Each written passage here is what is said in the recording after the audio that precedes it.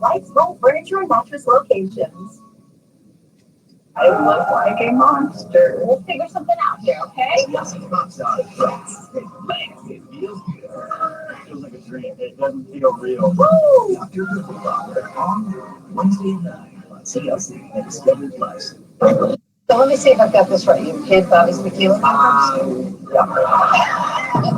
Oh, now that I finally found my tequila peppers, thanks to Neil Patrick Harris, I can finally get my tahini sauce on.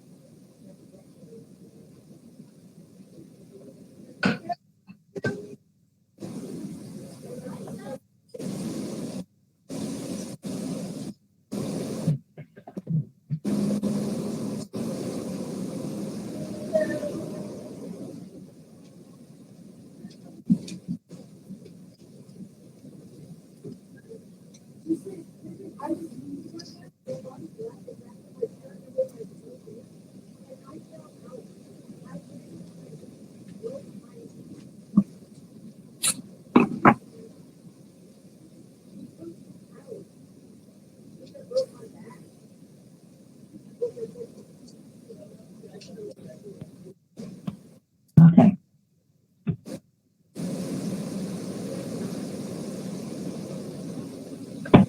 You didn't want to mute it.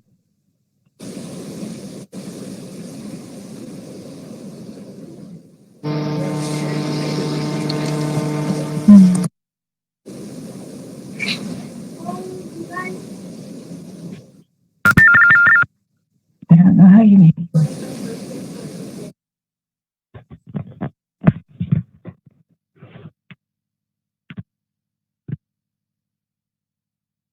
No, but you always turn off the sound.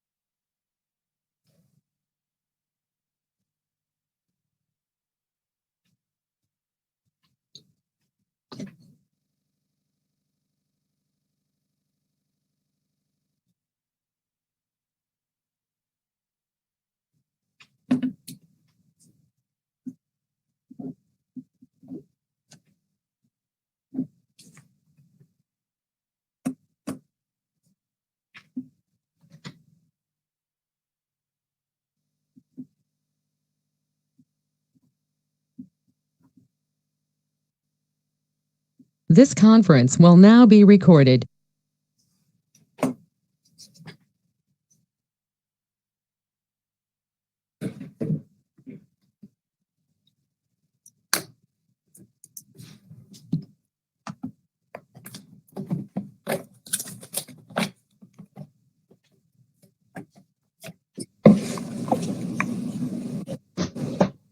Hello, everybody. Hey, Tim. I figured it out.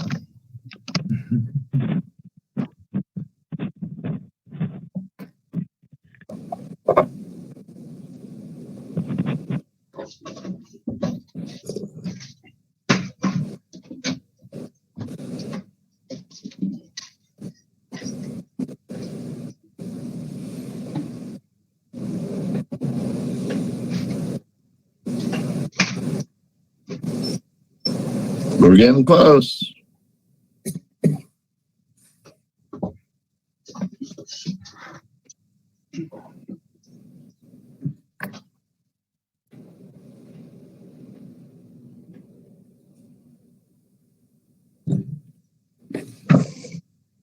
Good afternoon, folks.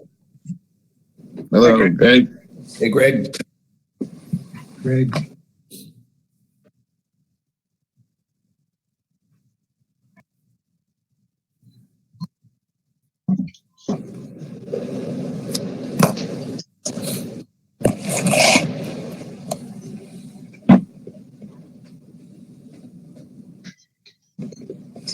Okay. Agenda.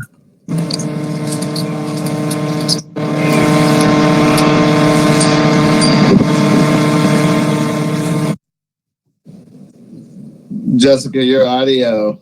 There's a big fan noise or something. Okay, I'll turn it off real quick. It's my dehumidifier. That's what I think. If you have earbuds, Jess, it helps out immensely in these so well. It works. It works way better.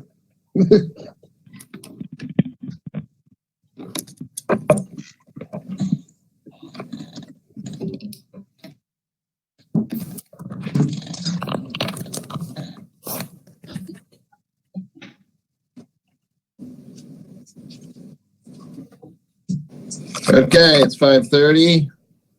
We will open up this meeting Thursday, August 19th, virtual session of the Common Council of the City of Port Orford. Thanks everyone for coming. So call to order, Carolyn? Here. Lauren? Lauren here. Gary? Here. Tim? Here. James? Here. And Greg. Greg here. Awesome. Okay, so we have a full council. Is there any additions to the agenda?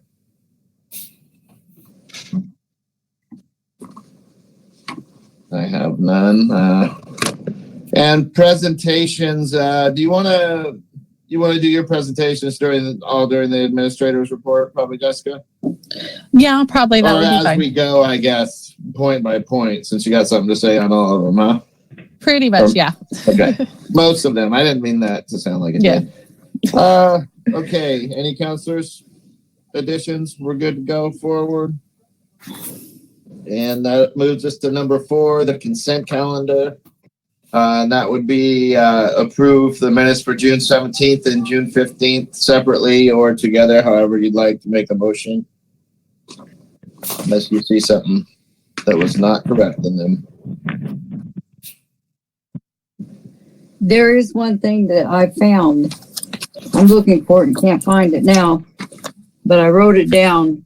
It's 15.17.070, and it's number 45. The subsections of state signs to be off from 8 a.m. to 8 p.m. I think it should be 8 p.m. to 6 a.m. Yeah, Yep. I would agree. Mhm. She's right. Okay. Got it. Good catch, Carolyn. Yes, very good. In fact, it was from June and July both has that error in it. Okay. And the main thing being is to make sure it's not on the important piece of paper.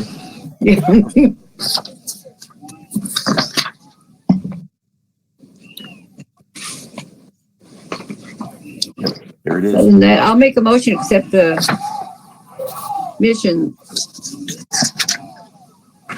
minutes from June and July.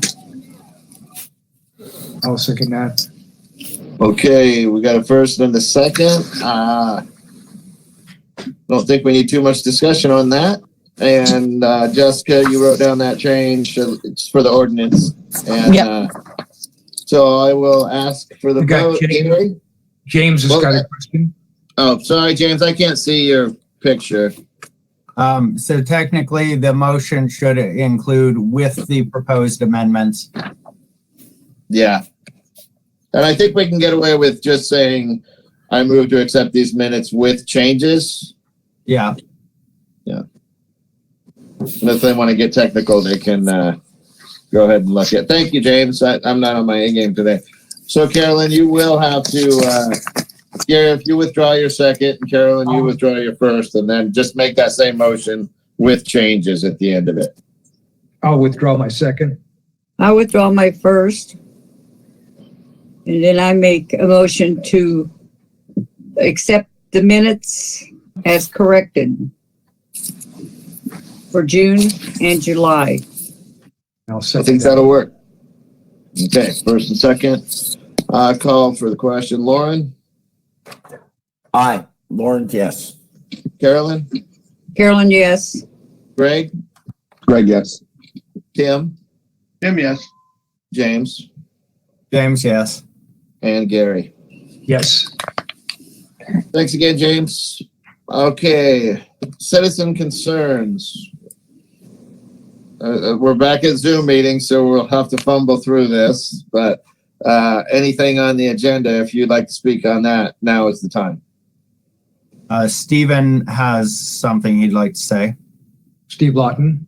Yep. Thank you, James. I'm Steve Lawton. My address is 710 Jefferson Street, Port Orford. I'd like to thank the City Council and the City Administration for considering the important issue of vacation rentals. Port Orford's not the only Oregon coastal community that's struggling with trying to find the balance between serving as a tourism destination while maintaining the essence of a small coastal residential community. I'm sure you're all aware of that last week, Coos Bay placed a complete moratorium on additional vacation rentals. Oregon coastal communities such as Lincoln City, Gerhardt, Manzanita, Yachats, and now Coos Bay are limiting the number of vacation rentals, and other communities are considering limitation of vacation rentals in specific zones within their community. We just saw Newport and Warrenton have now restricted conversion of single-family homes into residential areas into vacation rentals. Not only are coastal communities limiting the number of vacation rental permits, but they're also requiring occupancy caps, off-street parking, city compliance inspections, and having someone available to respond to problems 24 hours per day. We know that the coastal housing market has shifted. There was a recent news piece that said that the coastal housing market is shifting towards an investment income market, which is driven by vacation rentals, and is moving away from home ownership and local residents.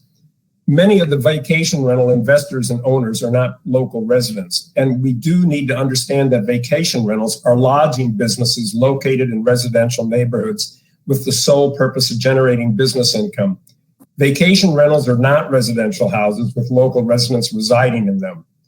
One local multi-unit residential vacation rental can generate over $40,000 per month when fully occupied. So I know our city has challenges for vacation rentals, just like other coastal communities. I know that vacation rental owners sometimes look at things differently. They focus on income generation and less on community livability.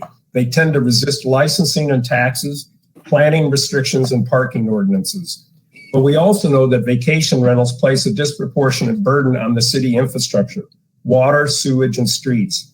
We just heard last month that the Public Works Director informed the council that water usage was up by 33%. My concern is that vacation rentals increase the demand for our limited water supply during our driest months of the year. We also know they increase on-street auto parking and traffic, noise and traffic in the residential neighborhoods as they turn over a couple times a week. And my other concern is a concern that you're addressing, which is affordable housing for our workforce. When available rental houses are converted into vacation rentals, this results in a net loss of affordable housing for our workforce. We also know that vacation rentals in other communities have increased real estate values, which impacts the affordability for local residents. And we also know that vacation rentals do not always license themselves or pay TLT taxes. Coos Bay just found out that less than 1 out of 8 vacation rentals are licensed in that community. So therefore, I respectfully request that the city of Port Orford consider appropriate limits to vacation rentals, appropriate regulations to vacation rentals, and how we might be able to monitor and ensure compliance of vacation rentals to protect the livability of our residential community. Thank you very much. Thank you, Steve.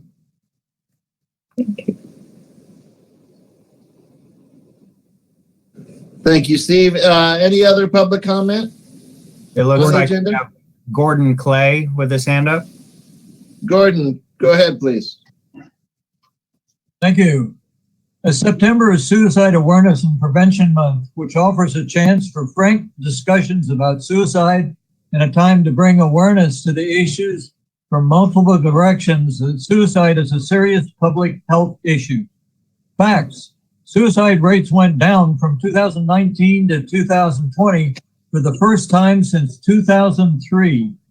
We found, however, an increase in the rates of suicidal ideation, up 10.81%, suicide attempts up 4.68%, and self-harm up 9.63% during the COVID-19 pandemic.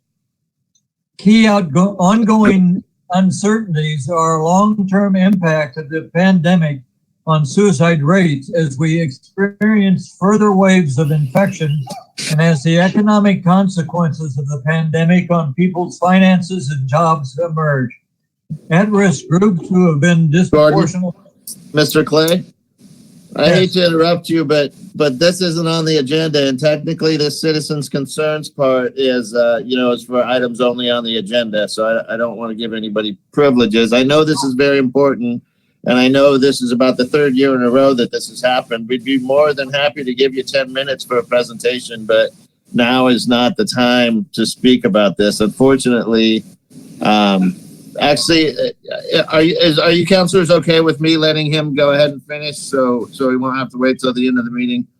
Yes. Okay. Yes. Gary, okay, I got it. Okay. Greg, So, yes. sorry about the interruption there, Mr. Clay, because it is a very important subject, but hopefully next year we can just cut you 10 minutes out for a presentation and go ahead with what you were saying. Sorry to interrupt. Actually, I understood that it was going to be on the agenda. Must have been a miscommunication, sir. Sorry about that. Okay. Go right ahead. I will, and then I would ask to be put on for the September agenda, and I'll send another copy of it, of the proclamation. Okay. Oh, understood. So we can get the proclamation. Right. All righty, sir. Okay. Well, you're more than welcome to finish now, but if you want to come back in September, we will write you down. Okay. I will finish this and send the new copy. Okay. Can I ask who you're sending it to? Because I didn't receive anything in the first place. So I just want to make sure we're getting it to the right person so I can get you on the agenda. I will. I've got the email here. I'll have to look it up because my file is quite large on all the emails. So I will find it out and I'll let you know. Okay, thank you. I think it might have been Terry. That might be the problem. Yeah, because Terry's no longer there and her email is no longer valid. So nothing's coming to, so it's not coming to me. Okay, it didn't get picked back to me. So, well, that's good to know. I mean, it's not good to know that Terry isn't here in the organization anymore. It's good to know we got the right communication. Okay. I think this is where I was. At-risk groups who have been disproportionately affected by the pandemic include women, young people, those with pre-existing mental health conditions, those whose employment status changes, and those from lower social economic backgrounds. Suicide rates are also higher within vulnerable groups who are subjected to this discrimination, including refugees, migrants, prisoners, indigenous people, and individuals from the LGBT community. The majority of deaths by suicide are preceded by telling signs, either verbal or behavioral. Even without knowing the list of signs, we have all experienced a friend or colleague who wasn't acting like their normal self. Research shows that 90% of adults who would do something if someone close to them was thinking about suicide if they only knew what to do and say. This is an opportunity to start that conversation by simply asking, "Are you okay?" To learn more, there are 22 locations in Port Orford and Langlois and 109 retailers in Curry County who have signed up to provide crisis wallet cards that you can keep in your wallet and a brochure with information on what to look for and how to help. Pick one up and keep it at home or post it at the office. And you can find a list of partners at zeroattempts.org/curry.html. And when you're there, thank the shop owner for making these materials available. Remember, trust the signs, trust your gut, and start the conversation by simply saying, "Are you okay?" Thank you. Thank you, Mr. Clay. All right, any other citizen concerns that I can't see? I don't know when this should come in, but I have one concerning water infrastructure. It is on the agenda, I see. Okay. I'm Hal Could you Lowry. state your name, sir? Harold Lowry. I'm at 1064 Lakeshore Drive, looking over our lake right now. And I want to just say quick, I know I got 3 minutes, so here we go. I want to thank you all for having a virtual meeting, because you just read in the paper that a certain other group is having an in-person meeting, and it's not a good time to do that, I think. So this was wise, even though it's a struggle. Thank you for letting me talk a little bit. Before my wife and I moved here, we had heard that there were lots of trouble with water issues, leaking pipes, aging systems. I'm going to read this because I only have 3 minutes. And lots of need for repair and deferred maintenance. So I know all you on the city council have grappled with this for a while. We discuss it, and it's been a difficult issue. Part of the comprehensive city plan that somebody sent me is to, as you all know probably, to maintain and improve the quality of air, water, and land resources in the city of Port Orford by encouraging protection of watersheds, lakes, rivers, streams, wetlands within the city and the must be urban growth border, UGB. At any rate, on July 26th, this last month, I got a letter, and maybe a lot of us did, from the Public Health Division of the Oregon Health Authority. It was a legal notice for a public review and comment period that they, if you wanted to propose an intended use plan attached to the Oregon Drinking Water Revolving Fund, which is, they have quarterly petitions for, and this one ends September 15th. So I spoke with Jessica briefly on the phone, and she said it was reasonable to bring it up as a citizen concern once again. And in preparation, I spoke with the program coordinator for the Oregon Drinking Water State Revolving Fund. That's a mouthful, I know. His name is Adam DeSemple, nice fellow. And he referred me to another fellow as well, who is with the Regional Development Officer for Southern Coast Oregon Business Oregon group. It's the financing arm for this safe drinking water program.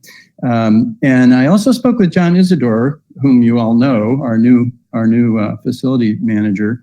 And I came away with a few things. He said our water system is deteriorating. It's old. There's transite pipes, as you probably have all discussed. I'm sure a lot of this is old news, but I'll get to the punchline in a minute. At any rate, it leaks extensively. He suggested that almost 50% of the water is leakage, and that secondly, they have a 4-person maintenance staff that spends an awful lot of their time just repairing leaks, and hasn't had enough time to really do a lot of the basic maintenance. Also, the supply from Hubbard Creek may not be sufficient for the growth you're all talking about with trying to get more housing going, and we see actually Port Orford growing a little bit most recently, and I know we've been grappling with it for a while, but I think that the town had, you could all correct me, they had worked up a solution for this and got some grant or money years ago and declined it. And I think there was a lot of, the gossip out there is there was a lot of concern about local growth and population growth and water rate hikes and taxes. So after speaking with Mr. DeSimple and Mr. Stevens, I learned that there's lots of options for funding right now, and that both of them think that with the new infrastructure money, that's kind of what motivated me to work on this, that they think it's the best time in a number of years to apply for money. Absolutely. Yeah, that's where we are going to be talking about later, sir. And there is a time limit, and we did know a lot of the things that you were talking about, but I would like you to know that we are going to be talking about that infrastructure money later tonight, just so we can be Johnny on the spot with it. Good. Just to finish up, they said that 2 things. One is that if you get a letter of intent in, and it's a 9-page form, which I downloaded, and it's right here, takes a little specific information and can get it in by September 15th, that they will get rolling on it. And then there are 2 places where you can get free assessment of needs. These are with a place called the Circuit Rider Program for the Oregon Association of Water Utilities. Right, and they'll give you, I think, 10 hours of a certified expert to come out on site, and that's free. And then there's another one called the SIP program, which is the Sustainable Infrastructure Planning Projects, and that'll give you $20,000 that you don't have to, free money toward figuring out what you need, what it's going to cost, and and writing a grant, basically. So anyway, I just wanted to encourage this. This is the time to act for this, and I guess you all know, and I will, I'll stop, and thanks for listening. And I just wanted to get rolling on that.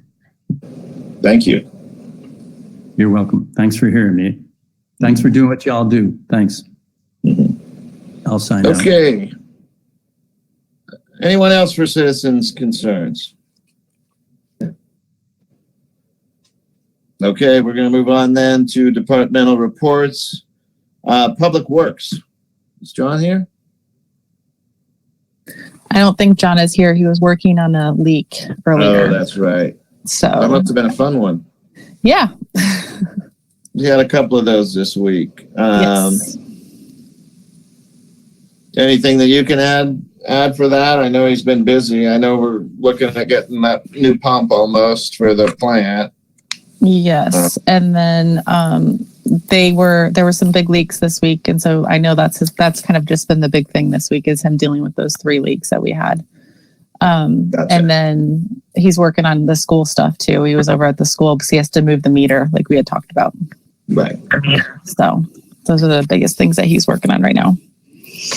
Okay. And then we'll go back to you with administration and finance. Okay. So I sent everyone at City Council kind of my little notes, but I'm gonna just go through it a little bit better and a little bit more detail. And if you guys have questions, just shoot them out, and I'll try to answer them the best that I can. So as everyone knows, Tammy Graham, the new accountant, started in July. So we've kind of dug a little bit deeper into a bunch of different things, from the receivables for utilities, some of the municipal codes, and also the receivables for citations for the three biggest ones. The receivables for utilities, there was a bunch of them that, number one, are older than 6 years old, so we can't collect based upon Oregon collection laws. So next City Council meeting, I'll have a list, as long as that's what you guys want, in order to write them off, so that you guys know which ones I'm writing off in the dollar values. The other ones we actually already started getting. I texted Pat earlier, and we started getting payments on the ones that were older that we could collect on. So we just started getting payments and closing out those accounts, which is great to get those cleaned up. We went through the municipal codes, and Tammy is actually working on this project with regards to business licenses. There were a lot of businesses that do business within the city limits of Port Orford that did not have business licenses.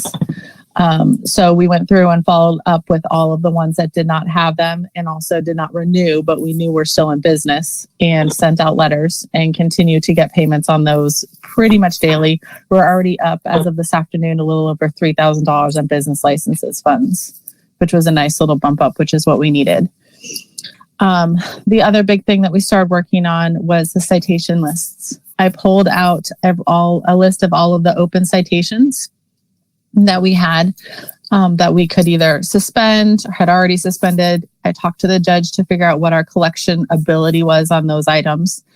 He gave me some great ideas and some things that we can do. So I'm working with RJ and Andrew and getting these collection letters out with the different, with all the different wording that we need for the ordinances and stuff that we can and cannot do to collect this money. So it'll be nice to get that money. And that is a significant amount of money that's sitting out there. So really large, nice and fun. So it'll be good to get that money in there. I had the building inspector come in because my big project is I want to open up City Hall the minute that COVID is done. So I sat with the building inspector for Curry County, and he came and looked at the payment window that was put in by the Rotary Club and Terry. And he gave us some things that we need to fix. We can't have, specifically, that glass is not a fire rated glass, so that glass needs to go. The frame around it is also wooden. That needs to go because it's in a firewall. Also, it looks like what I found out today, because we finally have a contractor that came in today to meet with us, is those bricks that are in there. There is not something that's holding those bricks up in there. So we're going to have to kind of put something up in those bricks to hold it up above the window. So we have a bunch of work to do on that. But while the building inspector was here, I did talk to him about the building abatement laws and getting some of these buildings that need to be condemned and or fixed up. So he knows how to be able to get a lien on the property if we have to go ahead and the city pays for everything to be fixed, that property be done. He can go ahead and turn around and put a lien on that property so that the city does recoup their money that they pay for to have those buildings and the property fixed. So he's going to start in September. I asked the officers and other people to give me some buildings, some addresses that they think we need to look at and need to get taken care of. And I'm going to let him choose which ones are the worst. And we're just going to start from there and start working down the list. It's probably going to take, he said, between 2 and 3 months to get each building completely done and everything filed and done properly before we can start to knock stuff down and clean it up. But at least we're going to start that process. So hopefully we can kind of clean up that process and clean up some of those buildings. Some of the other things I've touched on are getting volunteers within the city, between some of the kids that are in the juvenile probation program that need volunteer hours. The high school graduates need volunteer hours and other things, because we want to clean up the city, clean up some of the right-of-ways if we can. They can work with Rita when she's here, but then also we want to try to make the office a little bit more digital and a little bit easier for searchability. So some of these high schools would be great to just sit there and scan and save and move items through, so we can get some of that stuff cleaned up. I talked to a gardening or landscaping club that's here in Port Orford about doing some landscaping around City Hall and see if that's something that they would like to donate their time to do so we can get City Hall nice and pretty on the outside. And then the last thing is Patty, obviously we all know, is retiring in December. So I am getting a new job description together for her job so that we can start to get that job posted, because we know it's going to take a while to find someone, and I would like someone to sit with her for a little bit of time before she leaves for training purposes. So next city council meeting, I'll have a new job description for her because it obviously hasn't been done since 2000. So it needs to be updated a little bit based upon the things that she's doing. Some of the things that we did finish, obviously the union contract for the police and all of the city employees was approved and signed. Ocean View was paved. I'm working on getting the crosswalk put back in there. And we also did hire a wastewater treatment plant operator, and she is starting in September. So that was kind of a good little thing that we got done too. That's about it for us. Is there any questions you guys have? No.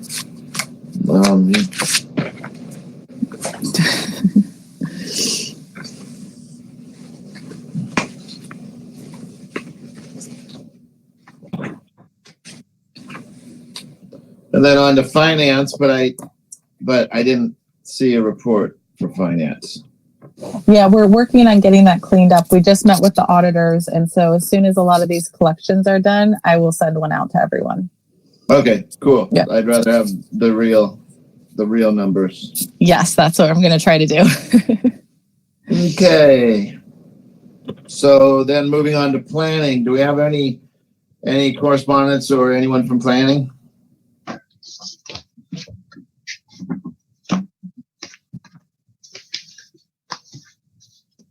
I need to talk about planning, but I think I'll wait till the end of the meeting under considerations, maybe. Okay, moving on to liaison reports. Councillor Garrett, do you have anything from the fire district? I did talk to the chief, and basically it comes down to there's nothing special going on. They're holding regular meetings and stuff. Everything's just normal in the fire department. There's nothing new or exciting to discuss. It's just status quo. So nothing wrong with status quo. Yep. Okay, so moving on to the port, we did drop the application to the EDA for our seawater system, and hopefully that's moving along. A lot more funding, like we earlier heard, is coming available for all kinds of infrastructure, so that's exciting. Yeah, we're just plugging along. Lauren, do you have anything from the school district? You're muted. Muted. The school board is moving ahead. Next week's going to be orientation for all the teachers in both schools. I will not know the status of what their decision is about masking. The meeting is until Monday. The new mandate came out about vaccinations for all school workers just today. I don't know what the reaction of that is. I did call, but I didn't get a reaction or a statement. They did, unfortunately, they lost the science teacher they had. And the reason I know that is they asked me to sit in for a couple weeks till the new one comes on, the new science teacher comes on board. So I'll know tomorrow if I have to do that. But everything's moving forward. The schools are getting ready. The teachers are raring to get into the classroom. We just need to make sure the kids are there and they're there safe. Thank you. All right, Tim, anything from TLT? No, there's nothing yet from TLT, but we do need to meet. I probably need to meet with you and Jessica at the very least before I start Cranberries or somewhere after that, so we can get this sorted out, because I think we need to start the process next year very early. And if you remember correctly, we started it earlier so we could actually have it in our budget. Right. for June, July. So it seems like it's early, but it's really not early as far as getting it to our packets before the June meeting. Gotcha. And I am concerned about the advertising portion of the TLT as well. So we are collecting that 1%, and our lodging people are paying that money, and I'm not sure we're really advertising the city of Port Orford. So we definitely have to figure that out then. Yeah, no big deal. We'll get it sorted out. Gotcha. Thank you. Thank you, Tim. Greg, Parks. Parks meeting, we actually had an in-person meeting, probably the last one we're going to have for a little bit of time, so that was nice.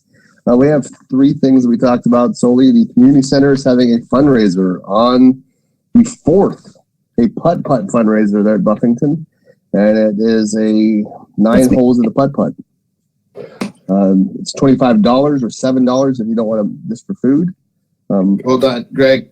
Lauren has a quick question. Counselor Tidy, I have bad news about that. We decided to postpone that today. Never mind. See, wasn't in the loop. There you go, Lauren. I'm sorry I didn't jump in, Pooner. No, we're good. All right, so no more putt-putt on the 4th. Awesome. We did talk about the new Karen Fraser. She showed up and she had ideas for grants on the fundraiser for a new parks playground there at Buffington. So she's moved forward with getting some fundraising and grant writing to get a park, a really nice playground. And then also the disc golf course is the last thing to go in, and we're going to have all the counselors are going to go there. The park representative counselors are going to go and sort of walk around the park, see where stuff is, so we can get an in-person of it, and then we'll bring it to you guys. That's it. Thank you, Greg. Carolyn, Watershed. I do believe Linda is here to give us an update. Okay. On things. Linda. Hi. So there are several things that are already on the council. The most important thing probably is I realize from Jessica's report how busy she is. We have received that planning grant to pay for our forest management plan. That forest management plan is what makes us eligible for source water protection grants.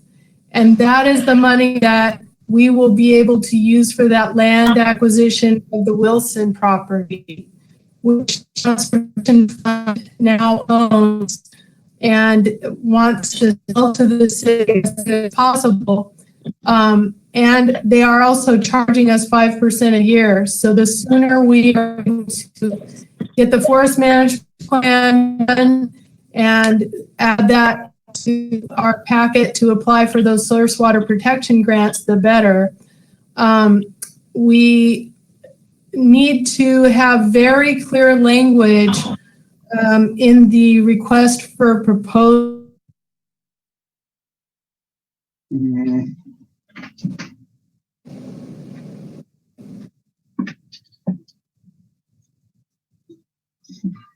I think we lost you, Linda. I can't hear anything. Can anyone else hear anything?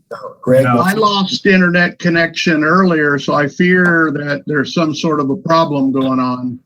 Well, she's up on Hubbard Road, and I know it's really dicey up there. Greg, if she turns off her video, do you think the signal would be okay for audio?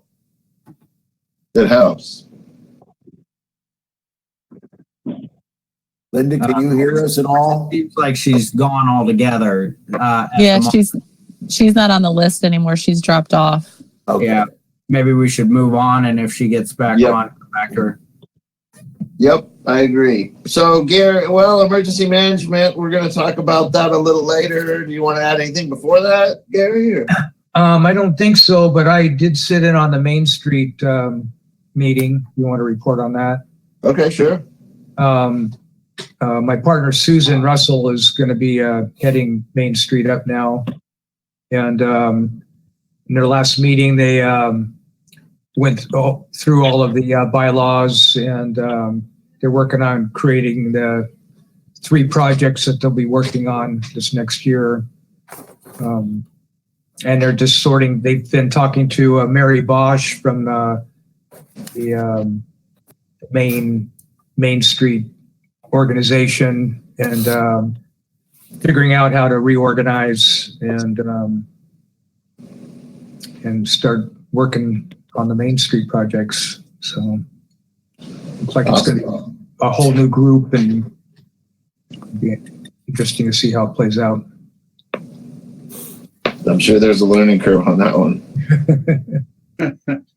Yeah, the Karens did so much, and so it'll be up to the new group to kind of reinvent themselves in a way. Awesome. Glad they stepped up. That's great for everybody. It looks like Linda might be back. Her video is stuck, but she's essentially there. Linda, let us know if you're here. Tell her to turn off her video. It might help. Yeah, and Linda, if you can hear me, it might be better if you just called in to the meeting.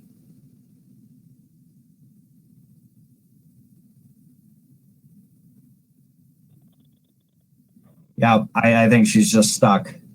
Disconnected. Yeah. Probably. Gary, anything on health? No, I don't. The new clinic opened, and they're going to be wanting to figure out some signage. I guess people are confused on how to get in there, and they're going in the out and out the in. And so we're thinking Evan Kramer's on the board, and he was thinking possibly he wants to talk to Jessica and possibly have some arrows on the pavement on the right of way. Oh, right. And it seemed like it might be an in and an out big arrow, and people would start seeing that as they drive by, and it would just kind of eventually be the way. And I think that's it. Thank you. Okay. Well, that wraps up our departmental reports. Moving on to old business, which will go back to Linda if she makes it back. And that is the discussion on vacation rentals. Jessica kind of went over what she had studied or discovered. And I know that this has been an issue that we've been talking about for a couple of years, or at least hinting around about. And it definitely ties in with our housing issue. So the first part of the conversation is, as a council, do you want to pursue limit, some sort of moratorium until we come up with a limit? It's right. That's the first part of the conversation, and I think I know I'd like to explore it a little bit, but really it's on you, and we need to figure out how we want to move forward on this first. So I guess we can just start throwing some ideas out. Gary, you had your hand up. I was kind of thinking do what we do today, but I was thinking of maybe passing vacation rentals on to planning that would go along with affordable housing and have that to be their next project. Seems like it could, work in, because it seems like vacation rentals might be an issue with our affordable housing. But I could see having a moratorium, personally. That would be my thought until we do get things worked out.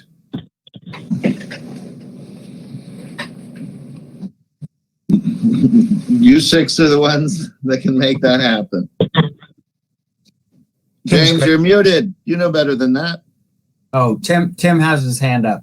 Go ahead, Tim.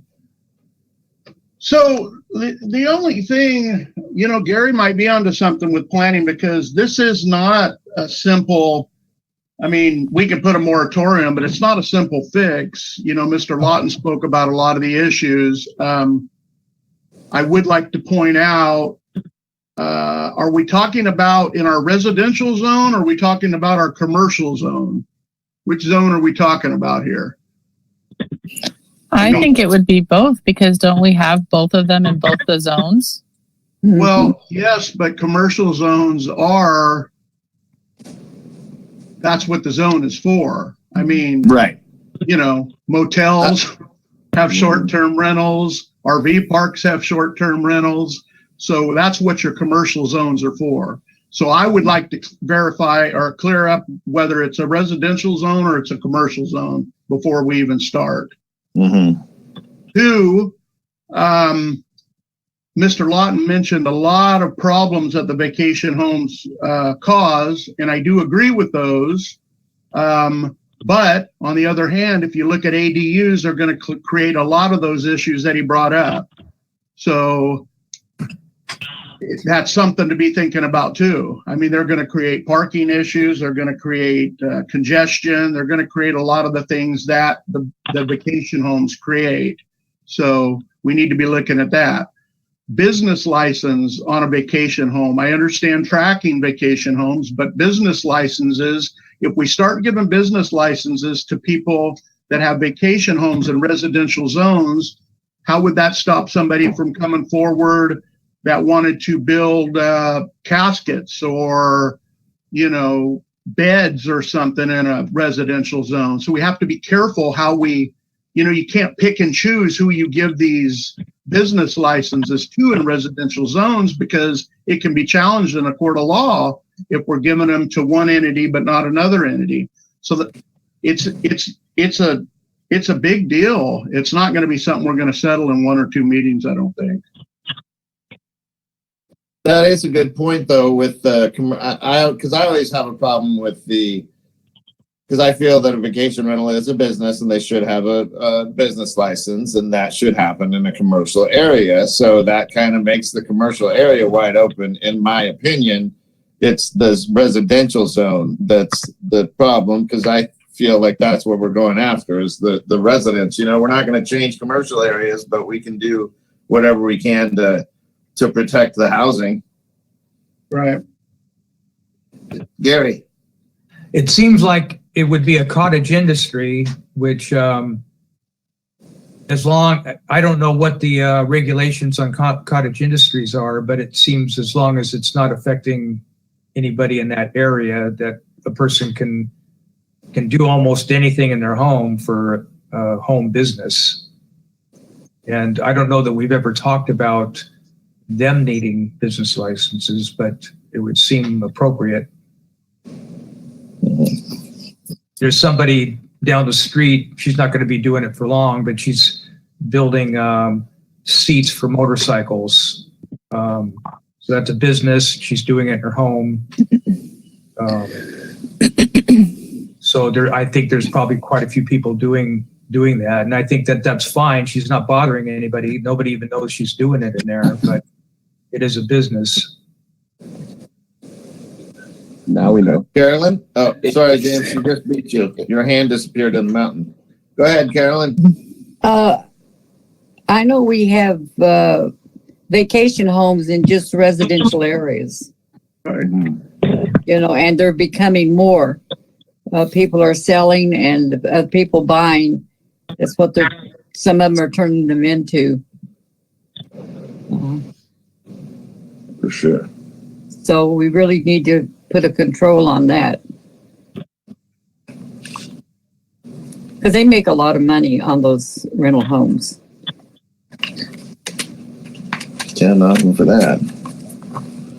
Well, and it's hard to track the TLT tax, to be honest, if I don't have a license, or how am I going to track these TLT tax?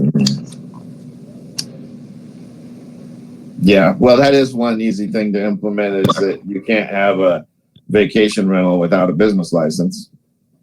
I don't know what kind of authority we'd have on that, though, because that's how it should be. James, you had your hand up too. So a lot of this is speculation without any basis, and I think a lot of this could be narrowed down a lot if people were to take a look at the subject matter, particularly like the in our ordinance, the licensing fee for businesses, and what that grants and what it doesn't grant and whatnot, because I've already heard so many misconceptions on that. So I would recommend that instead of discussing this further, that maybe we create a list of related material that would be helpful.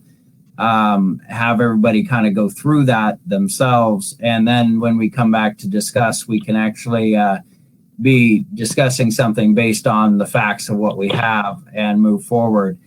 The licensing fee section of our ordinance would be definitely one of those that needs to be looked at.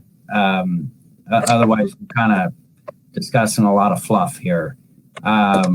So anyway, that's my thought is maybe instead of just bouncing this around, but I also did like the idea that if the council decides to pursue something, it seems appropriate to send it through planning with our intended intention, and that way it goes through multiple parts of our government here, gets a lot of potential for community involvement, before it gets finally voted on. So I do support that if we decide we want to pursue some form of action, that it go through planning, with some sort of general goal maybe in mind or something. Okay. Shayla's got her hand up.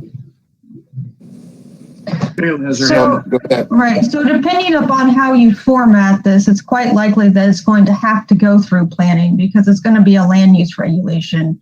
When you start making determinations about which zones you allow them in and, what criteria they have to follow, do they have to have a certain amount of parking? Can they have limits on how many people they can be there? Things like that. That's all going to go through your planning department through a land use process. And I would really recommend taking a look at what some other jurisdictions are doing because a lot of different places are tackling this right now. And there's a variety of ways to control these VRDs depending upon what you want to do. Okay. And you have the reins to make all of those controls. Lauren. Well, I think Steve's presentation there, as Shayla just said, there are cities that have already done a lot of this work. And other than, it being Port Orford, I think some of the same issues that they have found are probably similar here. I don't see why it's at this point. But I think that we could, maybe the planning commission actually contact. I'm sorry, somebody's at my door and my dog's going crazy. Anyway, so I think we can have the planning commission actually look at some of the things that the other cities have done to take care of this. Excuse me. And you do have the authority to enter into a moratorium while you look at this. It is a process to go through. You have to have a hearing on your moratorium and a plan on how you're going to work yourself out of it. But that is something that can be done if that's your choosing. Okay. Tim's got his hand up. Tim, and then I'll get back to you, James. Hey, Pat, one other thing I forgot to mention, and I appreciate Jessica checking into a lot of this stuff is the three complaints against a vacation home. That's valid. I get it. But how can we put that in place for one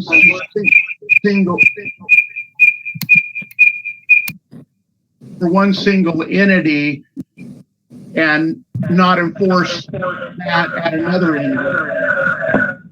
So I don't know who's got their mic on, but it's echoing. But anyway, so for instance, we're going to target vacation homes and tell them 3 complaints and you're out. Well, what if they have a neighbor that just complains for no apparent reason and shuts them down? 1, 2, why wouldn't we do the same thing with a bar? I mean, we had a bar on 101 that had hundreds and hundreds of complaints in the last 3 or 4 years.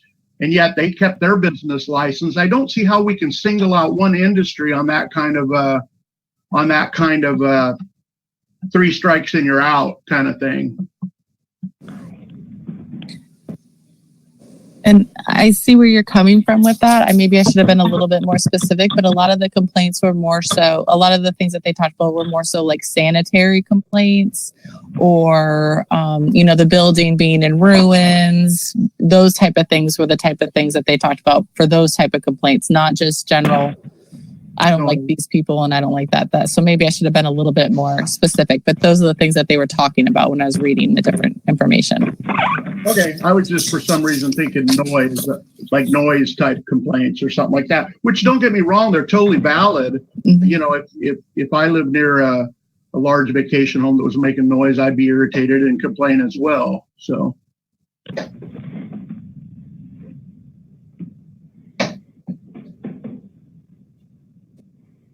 I see James.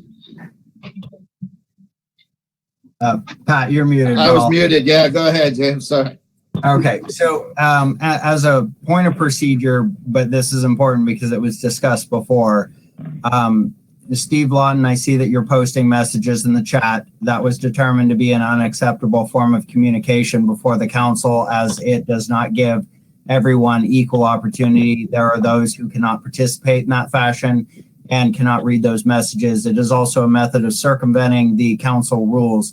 So I have to ask that you and anyone else refrain from posting any further messages there.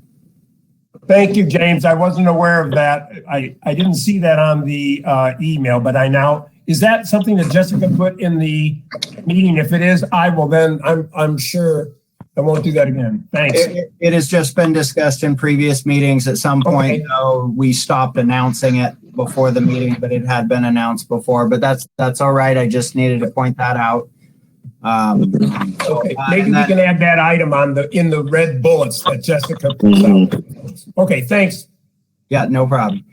And then personally, I did want to mention that I know there's some people have issues with this. I pointed this out before. I have an extensive background in vacation rentals and a pretty decent background in long-term rentals as well. And people sometimes get some misconceptions, and sometimes 1 or 2 time incidents create, what people believe to be the status quo. And so that's not the case. I encourage people to keep an open mind when looking at vacation rentals, because what you see one time isn't the status quo. Do vacation rentals typically create a parking issue? No, in fact, they do not. A vacation rental typically does not utilize parking any different than a standard long-term rental. In fact, in a lot of cases, they utilize less parking. A lot of people who are traveling for vacation rentals only have one vehicle, whereas many homeowners, renters, etc., will have several vehicles. So parking is not typically an issue for vacation rentals. The rare exception to that is when people have a group event, like a wedding or a party, or for very select few vacation rentals, they may be designed to house an extremely large number of people, and so families come together. So for that, I want to point that out. Also, most places do have off-street parking. We don't really have a parking issue in Port Orford, except for when it comes to our highway commercial district.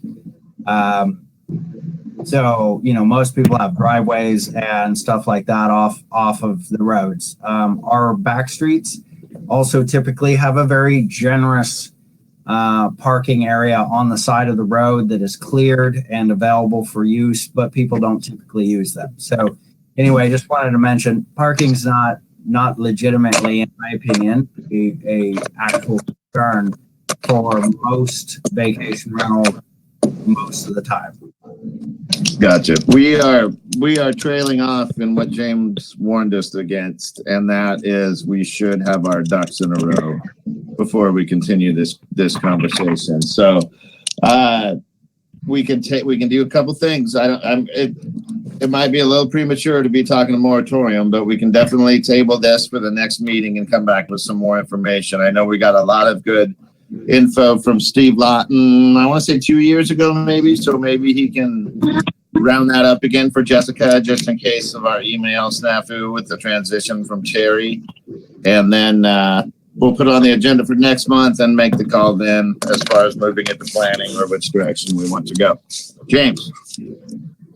In regards to that, I agree, and I feel like we should, as you've started to do, designate some people to take some action. That's great.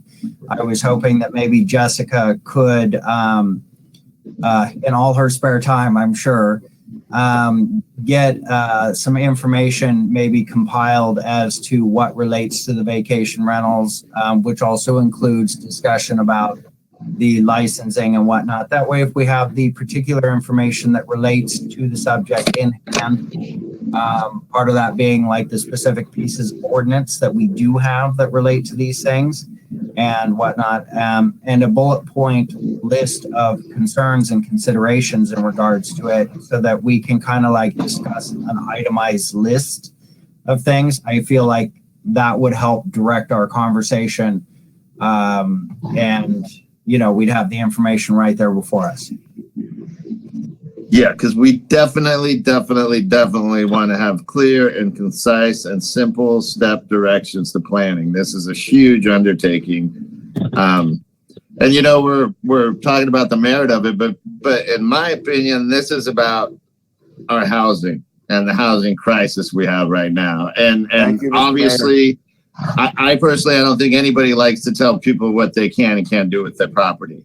But on the other hand, we have a whole book full of ordinances and things that people can and can't do on their property. So I wish that we didn't even have to talk about this, but we literally can't have people find employees because they got nowhere to live. So yeah, on that note, Shayla may also be able to point towards, particular ordinances and information that we need to consider as well. So that's a thought. She's probably better informed than we all are. I hope so. There are a lot of options in dealing with this particular issue. I'm good with tabling it. Do we need a motion for that? Yeah, we do. Okay, I will move to table the discussion of vacation rentals to the next meeting. I'll second that. Okay, I got a first and a second. Carolyn? Carolyn, yes. Lauren? Yeah. Lauren, yes. Okay. Gary? Yes. James? Yes. Greg? Yes. Tim? Yes. Did I get everybody? Yeah, I think I did. Okay. Thank you for that. I knew it was going to be kind of a cumbersome conversation, like cold calling like that, but we had to start somewhere. So thanks for bearing with that. Mayor Cox, I think Linda's back. Okay. Linda, can we hear you now? Yes. Sorry for that difficulty. Wi-Fi can be sketchy for me. So, where was I when you last heard my voice? You were talking about how we needed to get the forest plan done for the funding. Yeah, I would just say it's a very high priority because the sooner we have that, the sooner we're eligible for land acquisition funds, which might very probably be part of the infrastructure funding that's going to be available. And Jackie Fern and Josh Seeds from the DEQ are very willing to help us with the specific wording that we will need for the request for proposals. And so I hear how busy Jessica is, but if we could work with them, I think we could save a lot of work for her. And I see that she has a meeting scheduled coming up. And then the other thing I would urge is to prioritize a meeting with Aaron Minster from the Soil and Water Conservation District. There is an outstanding funding we have already acquired for her to do the forest protection plan. And she just wants to meet with Jessica before moving forward with work, just to make sure that she's doing what Port Orford wants her to do. And part of that is that she would like to host a walk for whatever counselors are interested, and also the new administrator and the new public works people on the city properties that are part of the watershed. So I hear how busy she is, but if that could be something that we could do in the next month or so, that would be great. Thank you, Linda. All right, thanks for hanging with me. All right, bye-bye. Another thing for the list, Jessica. And obviously, Coos Bay might be a good place to glean some information on the vacation rentals too. Yes, for sure. I like it. Okay, so a little progress on that. Now we'll move on to new business, which all of these right-of-way usages, I think we can try to mire through them. We didn't get all of the information we usually do as far as the sign off from the police and John and you, Jessica. So I don't know how far forward we can go. James. You answered my first question. Was I did not see any of the sign off. The second part of the question, though, is does that prevent us from moving forward with ones that are obviously straightforward? I did go look at them all. So I don't know if that's an actual requirement. I don't think so. Shaking her head no. So no. You can approve them contingent upon those sign-offs, and if they get those sign-offs, then it's fine. Okay. And have we got the sign-offs yet, Jessica? Yes, we do have the sign-offs. Okay. We've got them shortly after the packet because everyone was a little busy, but we weren't able to get the sign-offs. Yeah, I wait until I get everyone else. We know that we got the sign-offs. That's a big help. Well, and yeah, we had issues obviously with the police department because getting Hank's signature has been an issue, and you know that, yeah. Oh, okay. If they're not all just 100% signed off on or whatnot, maybe as we address each one, you can just let us know what sign-offs we have, and if we don't, then if there was an explanation or if it was just a signature issue or whatnot. Got it. We can do that. Okay. Okay, so we'll just go down these one by one, and the first one is for Mike Dubois. What you doing, man?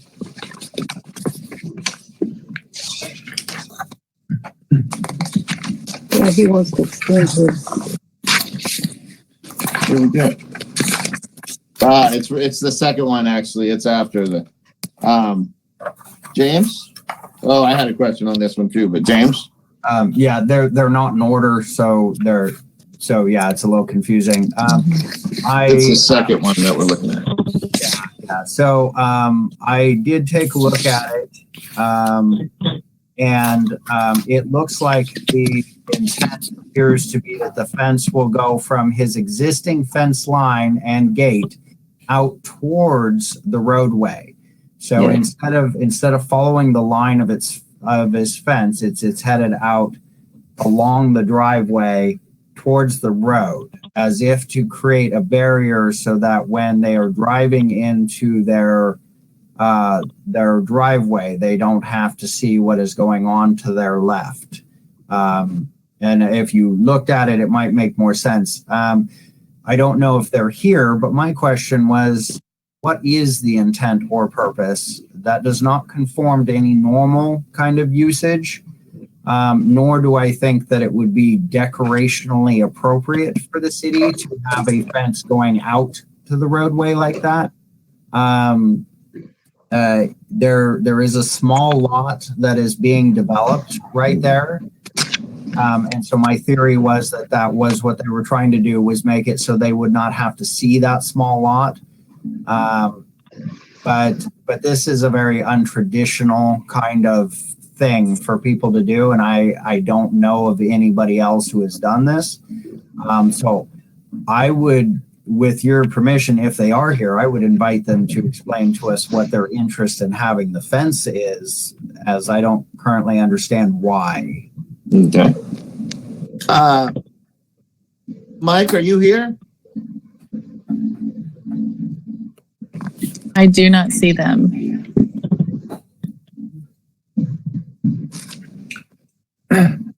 So yeah, well, it would just be a perpendicular fence sticking. Well, that's a 40-foot road right there, right? But it would still be sticking out 20 feet farther than anything else on the edge of the road. Okay, Gary. From what I saw, there's like a string that goes down to a tree, and then there's sort of some blue paint that goes across the driveway, and that's their property, I guess, and that's where the right-of-way would start.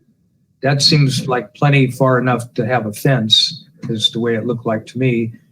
And I was sitting there looking at it and thinking, what is our criteria? You know, we don't have a criteria that we don't allow fences on right-of-ways. We don't have really any criteria that I know of. And it makes it difficult to decide things like this. I personally just don't feel like fences should be on right-of-ways. But that's just how I feel right this moment. Well, Gary, can I ask a question? I looked at it too. If I saw where it was stopped, where it was coming from the existing fence, and there is a little projection out from there on that edge, so it's not like it's a standalone thing. It'll just be an extension, as it says, from another piece of fence that's on that yard. I guess they just never figured they'd had to put anything there because there was nobody on that lot. And I agree with James that it looks like it's something just to close them off, but it only goes like 20 feet and then it stops. It doesn't come out to the road. And there's still some trees actually in front of it, if I remember correctly. Okay, but it doesn't come out to the road itself. It didn't look like. It says into the right-of-way, and the right-of-way doesn't start until that where the string is coming out to the tree and the blue line going across. So that's probably 50 foot from the existing fence that they have coming out. Yeah. And then they want 20 foot more than that because that's their property. Mm-hmm. And then so from that point, that's 20 foot. That's just, maybe 10 foot from the pavement. Onto the city right of way. Okay, right here. Yeah. Yeah, that's the 10 feet from the pavement part is what's bugging me. Yeah. Hey, James, did you notice if there was a hydrant around there? I don't think there was. No, they're not. It would not be interfering with anything like that. There is a hydrant, but it's on this side on Pinehurst. Right. Where Arizona comes into Pinehurst, there is a thing there, a water hydrant. Tim's got his hand up. Tim, go ahead. So my question would be, did Public Works sign off on it? Did the police sign off on it? And did admin look at it and sign off on it? Public Works signed off on it because it didn't bother anything that they needed. We do not have the chief currently here to be able to sign off on anything. But I know that it's not something that he would really, we've talked about it and he hasn't expressed any concern that he wouldn't when he comes back. But I do not sign off until I physically have everyone's signatures. So I wait until I physically have his. I did not see fire on this one. I'm sure he did bring it to David. I'd have to remember off the top of my head. I'm 90% sure he did though. Okay. So just so you know, I've been super busy and haven't had a chance to go and look at it, so I'm likely to vote no, but that doesn't mean I'm totally against it. The old tough right-of-way calls. James. We should keep in mind that we can decline the right-of-way request and that they can bring another request forward. It doesn't prevent them from asking again, at which point they might be able to provide us with the additional information. So we're not saying no and don't ask again. So with the information we have in hand, I would also say I'm inclined to say no because I cannot see any reasonable reason for it, nor can I see that it is of benefit to the community or going to help with the beautification or access or anything. The only benefit I can see is towards them, but I cannot see that benefit. So I would have to hear it from them what that benefit would be. So I have no reason to vote yes at the current time unless they can explain it. Carolyn has a thought. Yeah. Go ahead, Carolyn. My problem is, I vote no on most of these, but we have given the right to many lately to put fences up. And that was my thing before. When you start letting people do it, you're going to have more people wanting them. And then we're going to have to explain why you can have it, but you can't. If I may, I feel that this is, I understand Carolyn's concern, and I'm always concerned about the equality of it as well. But I believe this is a completely different circumstance than the normal fencing. As I said, they're running a fence along their driveway to the road, so to a right angle to the road. And that has never been asked for, nor has anybody else done it.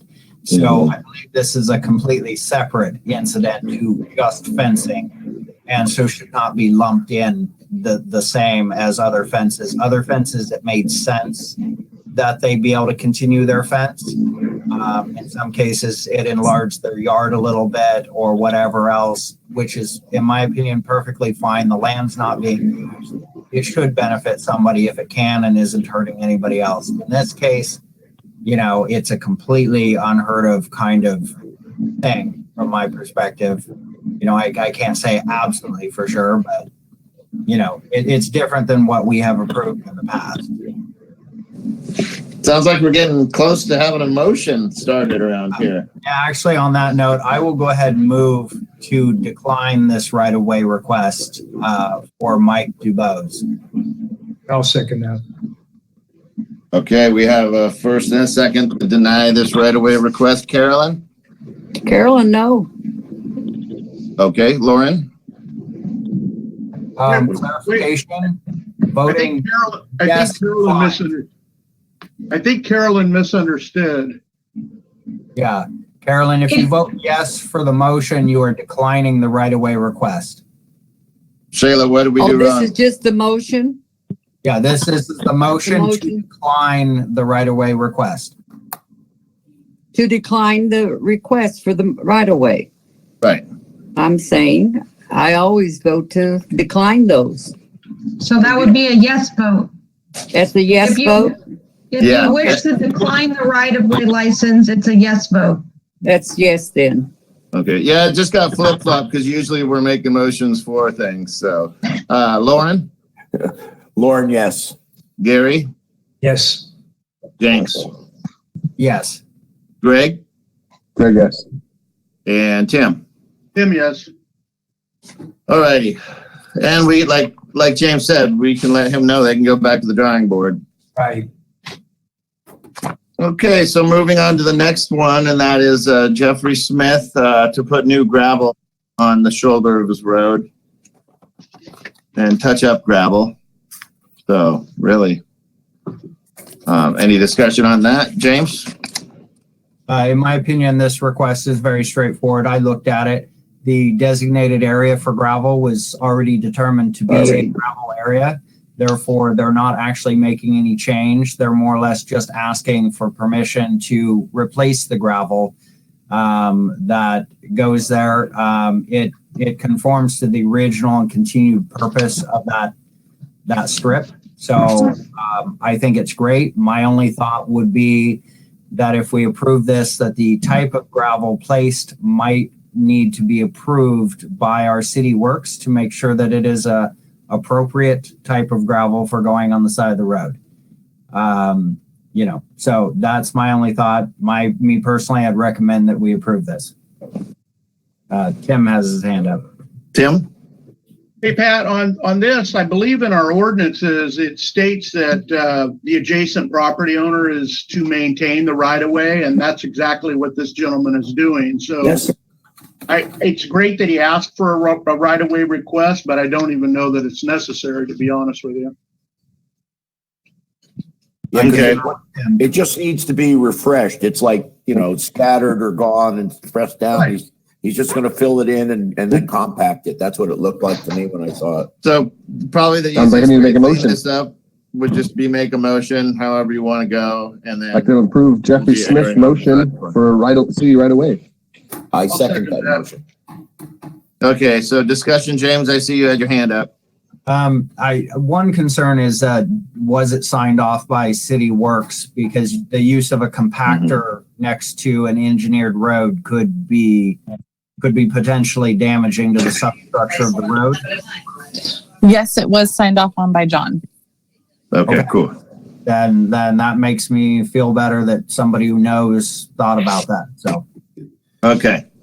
So we have a motion and a second to accept Jeffrey Smith's right of way to re-gravel the shoulder of his property there. Carolyn? Carolyn, yes. Lauren? Lauren, yes. Tim? Tim, yes. Greg? Greg, yes. James? yes. And Gary? Yes. And James, to your point, there's something on his paper, and I can't read what the word means, but it says something will not be used, and I can't see what that is on there. I can't tell. I couldn't read that word either. I thought maybe it said no fill will be used. That's what I thought. Okay. Yeah, which would be appropriate. Gravel only. Right. Okay. So moving on to 8C, Sandra Anderson right-of-way usage.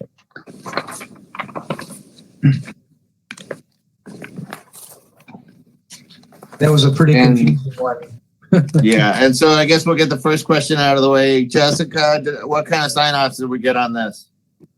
We have public works sign off. Obviously, I cannot get a hold of the chief, but he is well aware of it, and so he will be fine with it from my conversations with him. And then once I get a physical signature from him, I will sign off. Okay, and then what about fire, since it's a driveway and ingress and egress and all that? They went out there. The fire, if I remember correctly, John and fire went out there to see everything and to make sure everything was okay to be laid and done. Okay. So I do know John met with Sandra at least 2, possibly 3 times. Okay. James? Very good about having the fire take a look at it, because that was my number one point, was making sure of that. But their plan is a little less than technical.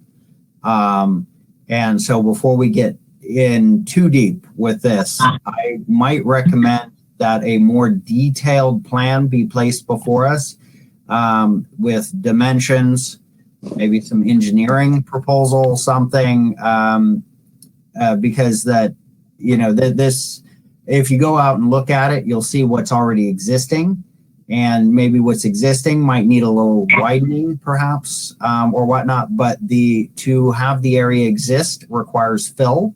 To extend this will require fill. It cannot be extended without fill. Otherwise it's going to kind of drop off 5 or 6 feet all of a sudden. And so that I feel like this needs engineered. I think it's more than just clearing trees and putting down gravel. My other concern is that, being that this is city right away, is it potentially the city's responsibility to put in a road, since access is necessary to this? And so perhaps if it is the city's responsibility to put in the road, then a right-of-way request might not be the appropriate way to handle this. Let's see. Also, in the process of doing this, a significant quantity of trees will have to be removed, as well as trees to either side of the intended driveway, in order to make the structural integrity of the driveway remain. Branches, trees, stuff like that, bad on the side of the road. So a pretty decent swath of trees will be cleared off of city property. If we do proceed with that, I'd recommend that we attempt to reclaim some funds from those trees by having it professionally removed, and maybe gain some profit from that removal process. Carolyn? Well, to start with, If you went up and looked at it, you'll see that she already cut the trees down. And she threw them over the side of the, yes. She cut the trees on 11th Street in the right of way. She cut them down and she's already thrown them over the hill. I'm talking about where the proposed extension of the existing driveway is. I'm talking about when you turn into it, there was trees there that was planted 16 years ago when the city helped her at that time about a drive down there. And now she went and took it upon herself to cut the trees down and to just throw them over the side of the hill. Now, I was up there. I know. I know what she did. No, and I see that. And I saw that those trees were cut down. But from my understanding of the map, they needed to go beyond the currently graveled area and into the forest land. If the right, and that's why I'm saying about a more technical request versus just a drawing without the appropriate dimensions and stuff like that, is that this was very unclear. And when she decided, and when she said she needed to cut the trees down, that's one of the things had to be done. Well, she already cut them down. That was her taking upon herself to start the project without getting permission. Is Miss Anderson here? I see what you're saying, Carolyn. I went No, up and looked at Sandra's it all not again here. yesterday to refresh my memory. Now, is this at 1101 Dee Dee? Is that 11th Street? 11th Street, yes. Is that 1101 the address of the house? There is no house. That's the address of the house next to it, currently existing, not the house site that is intended. And the house site is in that ravine. I believe so. That's a pretty big drop off. Yes. Yeah, that was my concern. That I don't know. I mean, if it may behoove us, as James said, to maybe put a road in there. I don't know if that's reality or not. But there's two other properties that there's four properties that access on that street, and we only have access for two of them in a sense, and both of them are kind of really shaky driveways, as far as I'm concerned. Well, they both There's no go interest down from there. Jefferson or Dee Dee? I've been down the road. Is from Dee Dee. Right, but I mean on their actual property to where they were punching into their house site from. No, there's no current way to drive to that section of property from what I could see walking it and on the GIS and on the satellite map. And that concerns me too, and this driveway is really close to the property line at 1800 and 1801. So if they kick that corner out just a little bit, we could be letting them put a driveway on somebody else's property. Actually, on that note, and maybe Shayla can answer this because I did ask, but I didn't ask it as an actual question. But does the city have an obligation to provide a road through there, being that a resident has need? I would have to look at that. Sometimes your planning code requires roads, but they're not.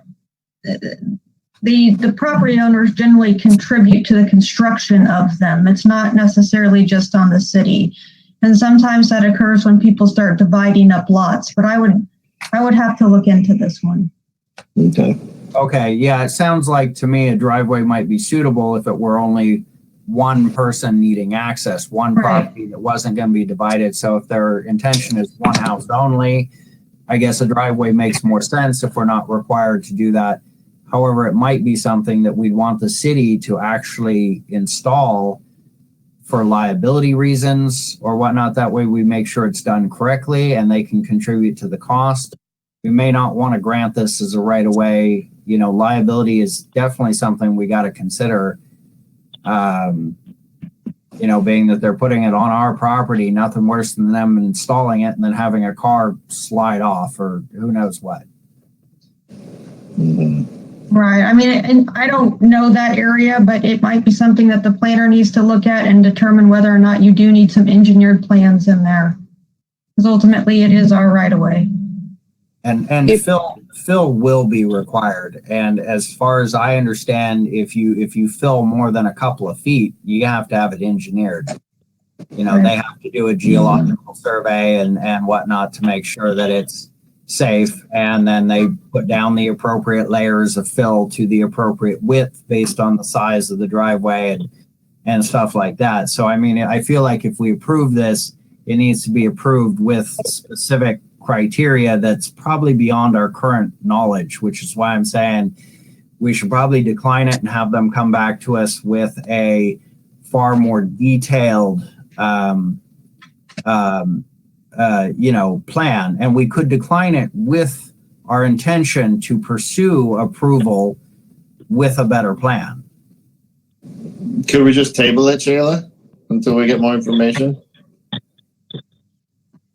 Well, I mean, you want to make sure that additional information comes forward. You need to let them know that it's tabled until they provide that information. If they don't provide the information, they risk a negative vote. I mean, we don't have enough information. These other two pieces of properties that look like they're to the north, the 1901 and whatever that other one is, it's small, I can't read it. Did they receive any sort of notice or anything of this? No. I mean, they may want to know what's going on there. They did not. I did receive a phone call today, actually, this afternoon. I'm actually very surprised she's not on here. From one of the other property owners complaining about the specific right of way. And I said, okay, bring it to the city council meeting. I gave her all the information and she is not here. Don't we normally require some sort of notice to the adjacent property owners in these right of ways? If it potentially affects them, then yes, which most right of way requests, I think, potentially affect adjoining properties and properties even across the street. So, and yes, that is a requirement that's technically in there. I don't believe it. So we got more homework to do. We either need to table it or accept it or. I believe this is an important project that they will obviously wish to pursue. So if it's all right, I will make a motion to table this till the next meeting and we contact them requesting additional information. I second that. Okay, first and second. Carolyn, would you like to table this? I would like to say that I want to know why they cut the trees down. I'm sorry, but you do not cut trees off of the city property. Right. Well, we'll ask them at the next meeting, Carolyn. You know, that's... Yes. It's an issue. It's because we have a reputation we've all heard that people think that you can cut trees on the right of way. I'd like to second James's motion for tabling. So we're doing the right thing then. So was that a yes or a no on tabling it then, Carolyn? Table it. Okay. James? James, yes. Tim? Tim, yes. Greg? Greg, yes. Gary? Yes. Lauren? Lauren, yes. Okay, so that one is tabled pending further information. Okay, I will reach out to Sandra tomorrow and see what I can get from her for the next meeting. Okay. And now we are moving on to the emergency preparedness planning. We had voted right after the budget to pursue some grant funding with this. Unfortunately, it sounds like that fell through. So this is our next stab at it. I don't know if Jessica or Gary wants to take over or. I can start Yes. it if you want. There's going to be a lot of decisions to be made, and we're going to need to decide who's going to be making those decisions. We're going to need to know how far we want to take this plan, because it's just open. We can do almost nothing, or we can shoot for the moon and have 8 caches around the community and have everybody trained. That would be the ultimate. So what I see is we've got infrastructure and we've got training. Those are the two parts of the emergency plan. At some point, I feel the council is going to need to set the parameters of how we see this department running. And it's just a suggestion. I have no idea if it's appropriate or not, but I could picture having a board or a council that would be kind of like the parks or the planning boards.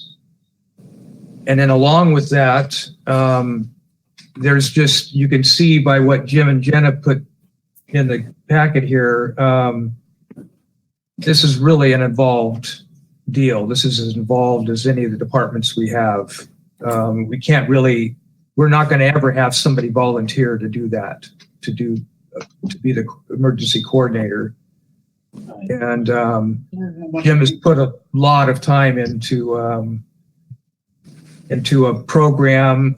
He's got the link down here of it's called The Brain, and it's a program that allows you to organize different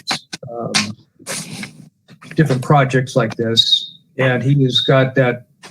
It's really a pretty neat tool. And if you looked at it, there's all kinds of things have been laid out. I feel we're going to need an emergency coordinator and a grant writer for this program. And I feel that hiring Jim and Jenna to take on this project is the only way we're going to have an emergency plan.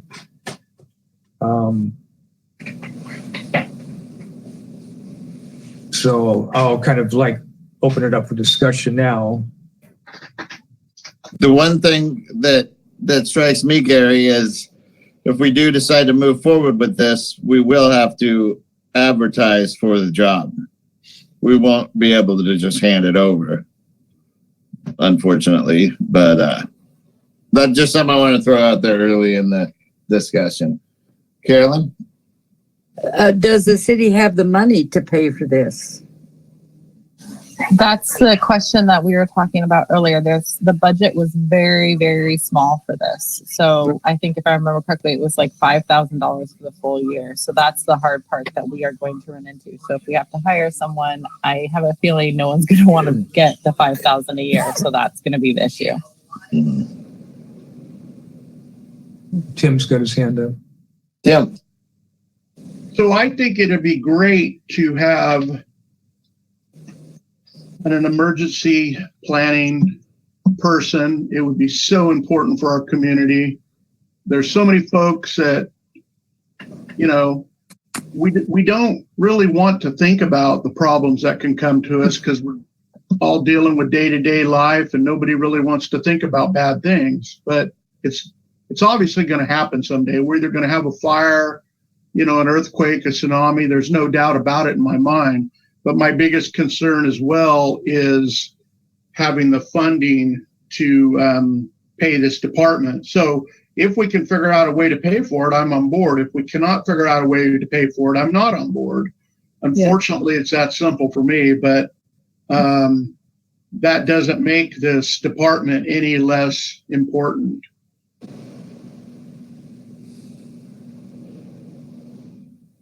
Yeah, to me, the departments as important as water and sewer and law enforcement. It won't seem like it until the event happens, and there we will be with no response.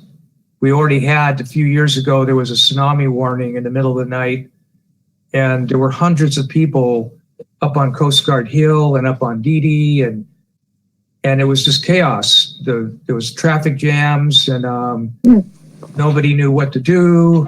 And so that's what we're looking at right now, chaos if something happens. So I feel that it's our responsibility to come up with some way to make this happen in whatever way that is. So I have a little bit of an idea possibly. with the different accounts that we have not collected on that I am working on, if I can collect a certain amount of money and find out how much an average emergency coordinator gets paid for annual salary, I'd be willing to use that money because it's not included in the budget as income at this point, that we might be able to just move those funds over. But that's obviously a shot of me just trying to collect this and hope it comes through. That's an awesome way to get some money right there. James? That's actually a really good note that Jessica had. However, I would go a step further. We don't want to try to harvest the tree before we even plant the seed. I think that if we spend money to hire a coordinator as proposed, we might be kind of going in the wrong direction. We should consider the possibility of a grant writer above all else. If we had a grant writer and just a little bit of volunteerism, then such a job could be created once we get the funds. The problem is that we can't get a grant to hire a grant writer. We have to have a grant writer, and then we can get all the grants we can possibly get as long as the grant writer can do it. And whether we're hiring a grant writer or paying a third-party service or whatnot, I feel that any money that we do decide to allocate to a project should go towards a grant so that then we're maximizing what we can potentially get. As a small community with our severe limitations, I feel that that's the only option of us actually achieving this. Other communities have done as proposed and hired somebody, but then the position fails after 2 or 3 years, and then things start to fall apart, or things didn't even get finished to begin with, and then it's all for nothing. So I would strongly urge that if we have money that we're going to dedicate to something, it's to get a grant writer. Then we can do approvals that if we get this grant, we hire this position, kind of thing. But then that would open up so many doors other than just, the public safety. I do feel that this is super important. As Gary said, it's as important as all our other services. It's just not important until the event happens. And so kind of like with triage, we have to take care of what it is we can, when we can, and that's going to have the biggest impact, which unfortunately continually dumps that to the bottom of the list. But we have to face our daily concerns first. So there again, grant writer seems like the way to go. But if we can get a grant writer, I would support, a public safety officer person. Absolutely. A board of public safety is not unusual for a city. Absolutely. Because public safety is one of the reasons why people live in a city. Water is safety related. They want to know that they have clean, safe water and sanitation. I mean, the whole concept is based around safety. So completely in support, but if we have money, use it for grant writer first. Greg, Tim? All right, I'm on board with everyone else. We need to look into the grant writing just like normal. So funding it is key. I think James had a very, very good point, because a grant writer obviously could write us grants for emergency preparedness. They could write us grants for water. They could write us grants for sewer. Yeah. So we've talked about this. This would be amazing. In one ball, and we'd get a lot more bang for our buck, I think, that way. So. Yep. Mayor Cox, and since you've been in office, and we've had several meetings where people have said to us out and out, from Kurt Boyce to other people, that said, there's going to be lots of grants, lots of with the infrastructure bill and other things coming down the pike and other things that are already in place, but you need a grant writer to obtain those monies. And just tonight, there were 3 different groups that talked about grants and writing grants. And I really feel, and I agree with James and Tim, that one of the things we need to get out in front of, and believe me, this emergency program is critical as well.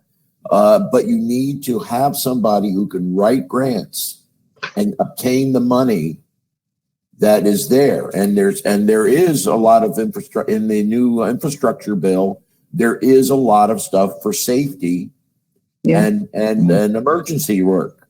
Okay. Without FEMA, and which is exactly what we're looking for. FEMA's not going to help us if the bridges go down.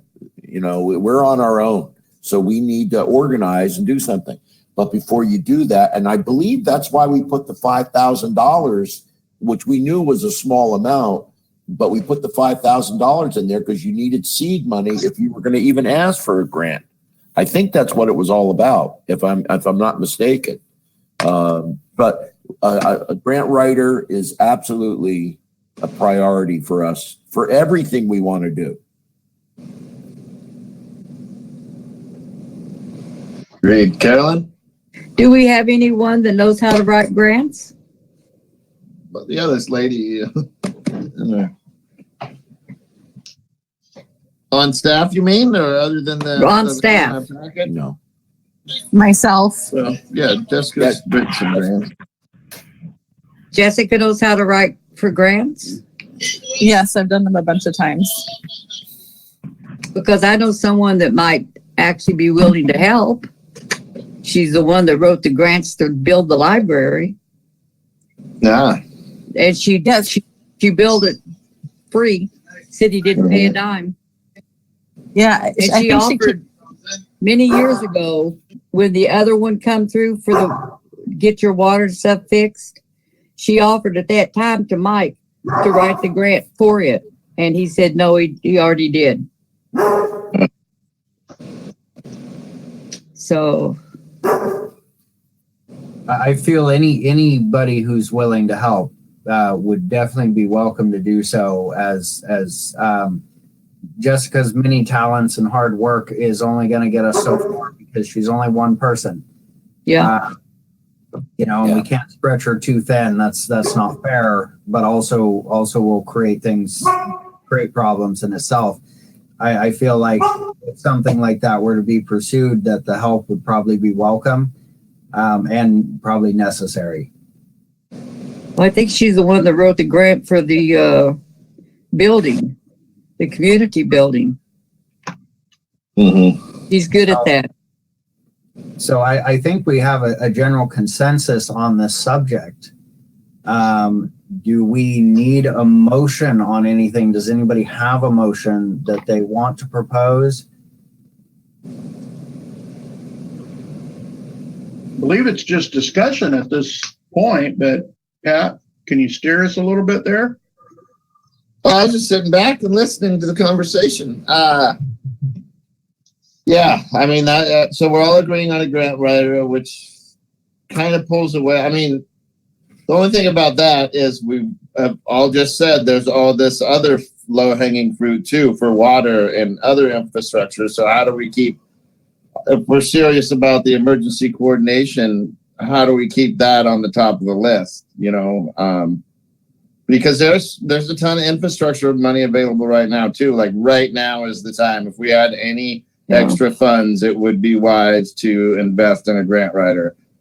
Because any angle that we need to improve, there's funding available for right now, just as of like 2 weeks ago.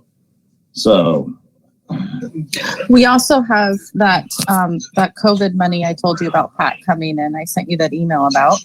Right. And that was not expected. So that's an additional good chunk. Mm-hmm.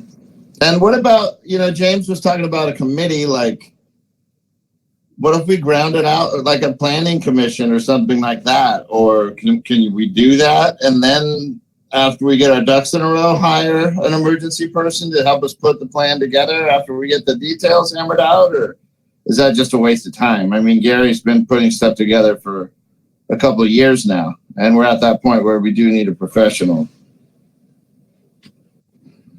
Well, you know what I think we should do maybe really, I know you're talking with the auditors, maybe we can have a handle on any slush money we might have, a little more bearing on the ticket revenue coming in and that COVID money for next month, and we can continue this conversation. Because the important thing is we don't want to let it drop off and become a continuing action item. Well, I'm wondering if we can decide, if we can figure out how much it would cost to get a grant writer, and put the emergency on the top of the list. Mm-hmm. I don't know how a grant writer, I don't even know if there's any available. Jenna Howe is offered. I don't know. Yeah, there's just a lot of unknowns as far as how we have Jenna here on the Zoom meeting if we wanted to ask her any questions. Well, yeah, it'd be good to. Oh, sorry. I said I can do some research and find out how much general grant writers are making within different municipalities and see what we can do and just start from there. At least then we'll have a number that we're working with and we can go from there. I like it. That'd be good. Jenna, do you have anything you'd like to add? You've been sitting here with us the whole meeting.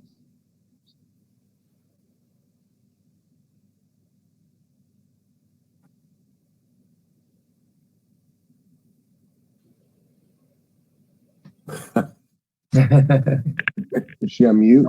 They're saying they don't have a mic. It sounds like. So it seems like they'd probably have to call in if they wanted to communicate. I think they were just listening. Yeah, we're on the phone, but it's not. Oh, we hear you now. Can we hear you? You can hear us? Yeah. I can hear you now. Oh, cool. I don't really have anything to add except when we talked to Jessica earlier, and she said that she knows some grant writers and she's done grant writing. I have a big technical writing experience, which is transferable to grant writing, but I haven't actually done grant writing. So I would like to, work with Jessica. I could probably do a lot on it and then spend researching grants. But yeah, I'd like to work with Jessica on that sort of thing and find out what she comes up with. How does that sound to you, Jessica? You know what? It's actually totally up to the council what they want us to do. So I will follow whatever directions you guys want to go in. But I don't mind working with you if that's what's decided. Jessica, I'm not saying, I know your skills, and right now we're dumping everything. It seems like to me we're dumping everything on you. I think that's what we were trying to imply, that not that you couldn't do it, but are you okay taking on all this other stuff? Right. Who, me? Yeah, sure. Yeah, Jessica. Well, I've been very honest with a lot of people who've requested time with me and, new meetings and new problems and new things, and just said, look, I'm doing everything that I possibly can. There's certain things that obviously take priority. But as long if I have extra help, then that's all good. I've been trying to use office staff as much as possible to use their skills in collecting and doing different things too. So if we have to, we can figure it out the best that we can if we want to, and if that's something that you guys want to do. And I'd like to help you any way I can. So. Thank you. All right, so we're getting our head wrapped around this a little bit. We know we need to shake the trees a little bit and see the going rate for a grant writer. Right. And if we could have Jessica and Jenna meet, maybe Jessica could guide Jenna into moving forward with looking into the grants. Mm-hmm. Okay. That sounds great. Anything else? Any other input on that, James? I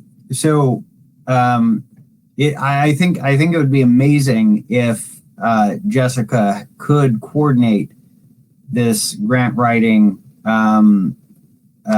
thing. And if we had some volunteers, as it does appear that we have one currently, and it probably wouldn't hurt to get another or two together and form a little grant writing group to help Port Orford out. I think that would be amazing. Having local people do it could be so much better than hiring somebody either remotely or full-time or on a per grant basis. I know that you can hire grant writers on a per grant basis. Most organizations do it that way. I would imagine a lot of grant writers work as a team, a grant writing team. Each person in the team has their own specialty. That much I know about a lot of these grant writing firms. It's not just one person. You generally communicate with the person that heads that team. And then they've got several different specialties of writers that work in that. Part of grant writing is grant finding, which can be the worst and hardest part. And it's also something I know nothing about. So being able to find the grants to even then be able to write for is a big deal. So yes, I feel like several people would need to do this. I feel like we should ask the community for who would be willing to help and try to form a volunteer team. And for people who are maybe looking for a part-time position doing grant writing or something like that, maybe once things got rolling, we'd be able to have the funding to hire someone. But having it coordinated by Jessica would be amazing, but we have to be careful not to ask too much of her, as she is already doing so much for us right now and moving a lot forward. So I wouldn't want her to ask, or want to ask too much, but maybe a little coordination would work out. Right. But I would publish this to the community as a request for help. There is so much potential here. One question for you. Do you have a list of all the grants that you need? I'm sure we could pull that together. We have a list of subjects we need, but a list we could come up with. Well, and I'm working with 2 grant writers currently on the kayak launch one and also obviously the watershed. So those are the 2 biggest grants right now that I'm working on with people. So I have access to be able to do a lot of that stuff already through those 2 too. Okay, if you can send us a list of what you need, that would be interesting. Yeah, and don't forget we have our master plans with all the lists of the projects we have there. Okay. And parks. Sure. For the playground material and stuff like that, new playground stuff. But just to give you an idea, guys, and I just put something on my phone, grants for emergency services, and there's 1, 2, 3, 4, 5, 6, 7, 8, 9, 10. Now I'm not looking at them in depth to see if they're exactly what we need, but there's 10 grants from Small Environmental Justice Project Trans Am, the Flickr Fund, FEMA Public Assistance Program, COVID-19, Crisis Counseling Assistance and Training Program, long-term effects of disasters on healthcare systems, and local needs of local small communities, which I think that's what we would fall under.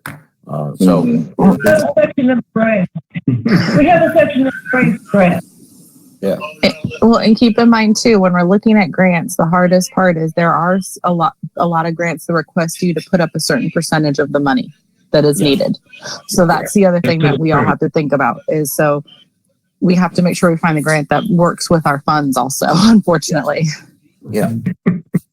Okay. So we're gaining. We can wrap this up pretty soon. James? I feel that we may have inadvertently kind of moved into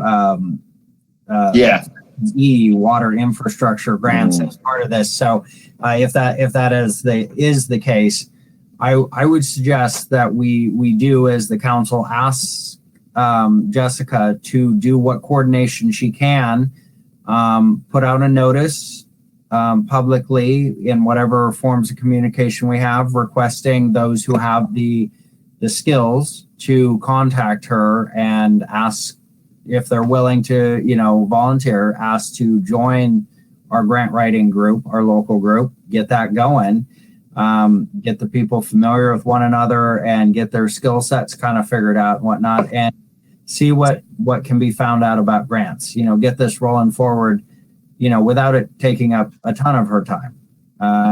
That would be my suggestion to begin with on this.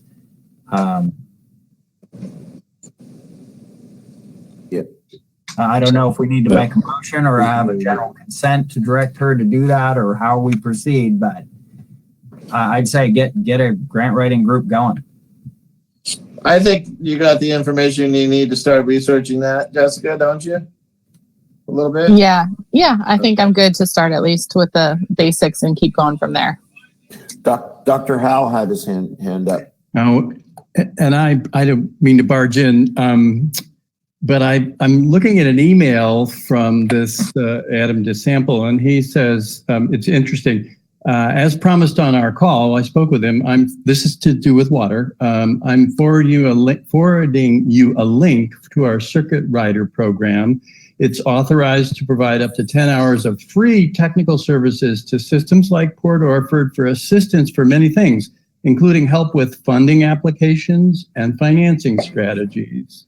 I've copied Martin Gossener, president of the Civil West Engineering Services, who's contracted with OHA to provide these services.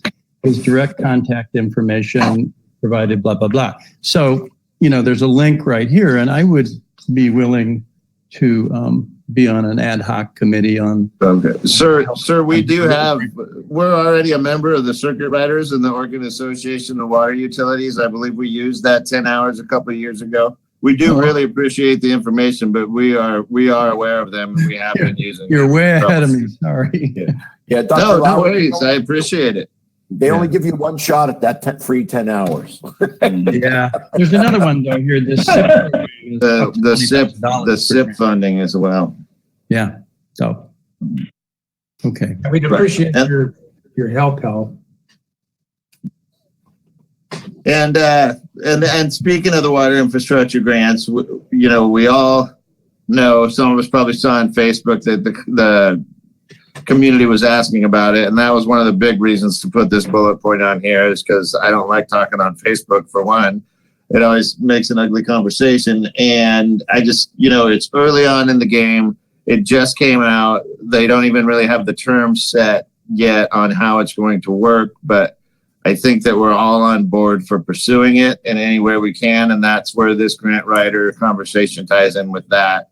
And that is also the double-edged sword of keeping the emergency services on the top of the list, because there's a lot of funding available. And it seems like with a grant writer, even if they only are 35 or 40%, they're going to pay for themselves in the first year. So, yeah. And I don't think. What else can we add? What else can you add to the water infrastructure grants, Jessica? Just basic, just kind of everything that everyone's already read. I haven't gotten a lot of information back yet, so I was hoping to get a little bit more, but I think I got one response, and Hal obviously copied me on all of his emails, so I have all that information too. But it was just kind of basic right now until September 2nd, when the public comment is done. At that point, more information about that will be sent out. Great. Yeah, and then if you could just keep feeding us that information and the grant information as it comes through emails, and we won't reply, but then at least we won't be having a storybook of a packet to read through. We can kind of assimilate as it comes, if you wouldn't mind. Sure, not a problem. Okay, any other discussion on this D&E conversation? I think we have some direction that we know we want to go towards. Steve What Lawton. are we missing? What's that? Steve Lawton has his hand up. Yeah, do we as counselors have any more discussion on these two issues? No. Okay. Well, then we'll just go ahead and move on to citizen considerations and let Steve Lawton talk. Thank you very much. I've been telling the council now for about 8 years, we need to get someone like the Wild Rivers Coast Alliance to fund a county-wide grant writer. This continually comes up in front of all of our communities, and Jessica gets overwhelmed with it, and Terry was overwhelmed, and I had to write the Oregon State Parks grant for the city to do the parks planning, the strategic plan. If we get a grant writer, they're going to more than pay for their return. I worked at Oregon State University for 39 years, and we generate $300 to $400 million a year in competitive grants.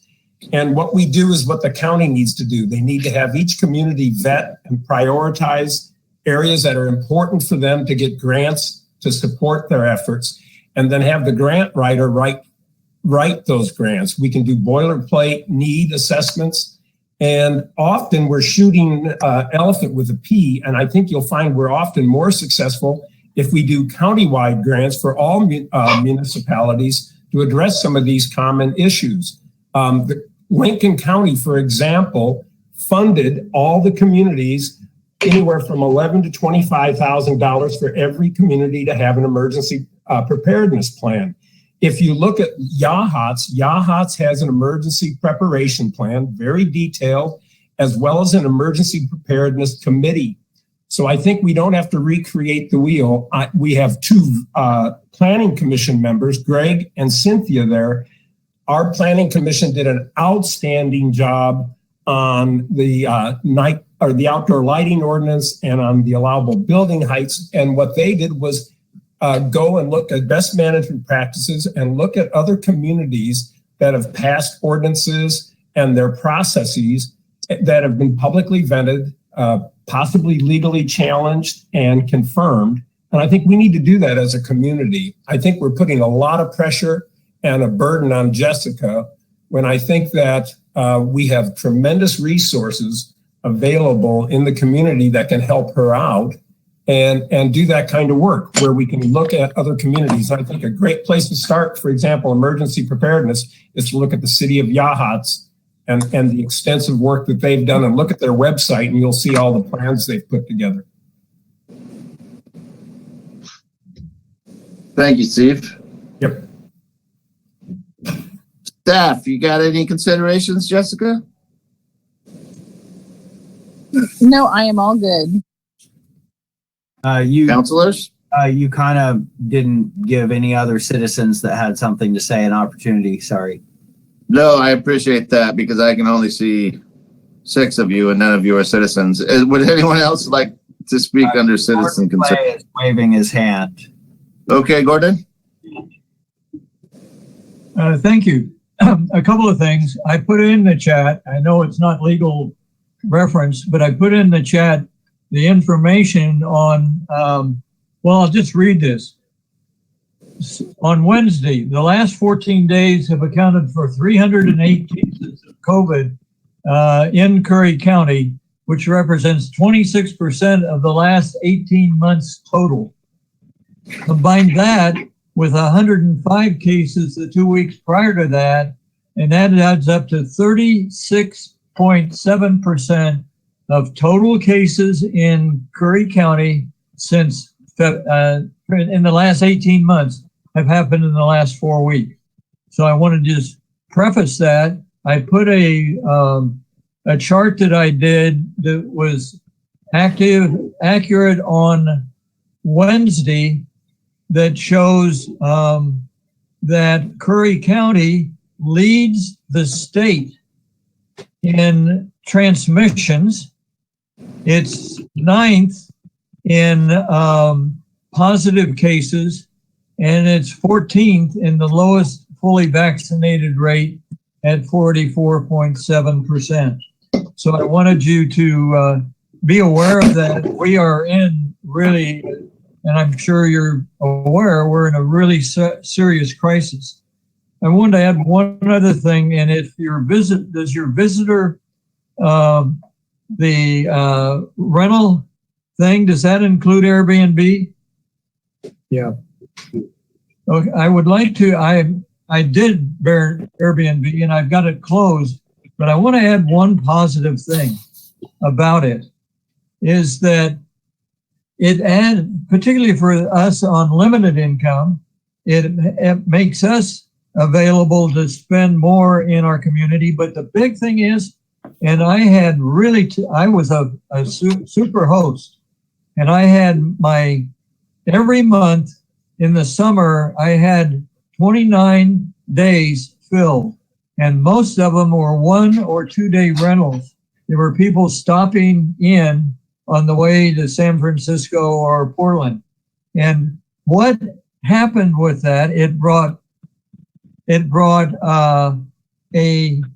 I've enjoyed Airbnb because it gives me a local person that knows all of the things about that city or that area, and it brings customers. I have had an average of one of my past visitors contact me every week, a different one, wondering when I'm going to be open because they want to come back. They'd never been, most of them had never been to Curry County before, and they wanted to come back. And I offered that local stuff that you don't get in a motel to the people that really excited them and got them involved in the county and the beauty of the county. And from all over the world, I had 3 couples from China in June of 2019. But I want you to think about that too, because there is an advertising level with people's experience in Curry County that I don't want you to lose sight of. Thank you, Mr. Clay. Thank you. All right, any Pat? other citizen concerns? Yes? Yeah, this is Linda. I'm sorry I can't raise my hand, but back to the grant issue. I just want to make sure we're aware that once grants have been granted, it requires staff time to be able to utilize them.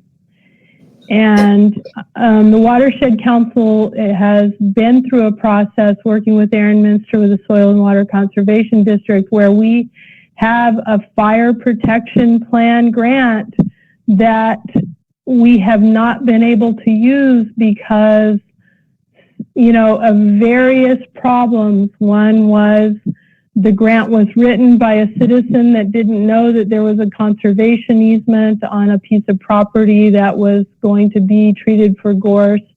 So it had to be modified. It was pushed back a year, partly because of that, partly because of COVID. And there needs to be staff time to coordinate once the grant has been acquired. So please consider that also. And I know, we are piling a lot on Jessica. Let's make sure that we don't apply for a bunch of grants that then we don't even have the capacity to use effectively. Okay. Thank you, And Linda. another thing that is important is to utilize the resources that DEQ has to offer. They are, I've been to more than one workshop around funding for land acquisition, and, there's a lot there to help our city administrator or our city employees understand how to engage in a grant process. But, grant writing for things like the library where you're going to private foundations is significantly different than looking for grants that come through EPA. Just understand there's a learning curve there, and there is a big difference. Mm-hmm. Thank you, Linda. Sure. Good info. Any other citizen concerns? Okay, so staff was good. And counselors, do I have any counselor concerns? Gary? I just, again, I'd like to suggest that we, when planning gets done with the I guess it's a height ordinances right now. They're finishing up that we move to affordable housing and vacation rentals and make that the planning department's next. I just kind of want to get it out there again, but I'd like to see that if possible. I can't really see anything more important at this time for planning to. Right. And so next month, the plan is for us to finite that down a little bit. So we're not handing them another obscure, even if we start with, we want to look into this first in this process of figuring it out. But and maybe totally have agree. a workshop with them like we did on the height deal. Mm-hmm. It seems like it'd be worth an hour on the big issues like this, just, to save everyone on the other end. So, James, you had something? I do. Tim had his hand up before I did. So if you want to take him. Okay. Yeah, go ahead, Tim. So I just had a couple things, and Jessica, please don't take these wrong, but it took us, I've been a counselor now like 13 years. It took us the first 8 years to get our agendas on Friday before the meetings. And I understand you're new and all that, and I really don't want to make a big deal out of it, but I want you to understand how difficult it is for a busy volunteer if we don't get it on time, because typically I get them and I read the electronic version on them I'll get them on Friday and I'll read them on that weekend, sometimes twice. And I may not pick up my packet till Wednesday before the meeting, but I've already read it 2 or 3 times electronically. So I just like, if we could get our agenda on Friday, it would be great. That's what council wanted about 4 or 5 years ago. So they dictated that we get it on a Friday before, because we were getting it late in the week prior to that, made it difficult for us to prepare. And if we could get the sign-off sheets with the right-of-ways and all reports with that agenda, it just makes it so much easier for us instead of having to check back. So, and I know you've been in discussion with Pat over it, so I really appreciate your efforts. Thank you so much. Thanks to Pat. And I'd like to add the public works and financial would be nice to have added to that for us and the community.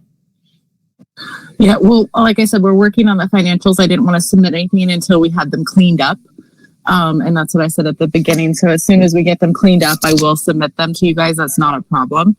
Public Works is, I did talk to John a little bit about it, but obviously, as you guys all know, he has been crazy with leaks. And so I know that he did not get everything in time. So I will talk to him again and see if I can get something to you, but I know I didn't get it yet. But like I said, I have barely had maybe 5 minutes of talking time in the last maybe 2 weeks with him, just because he has been busy at the plant.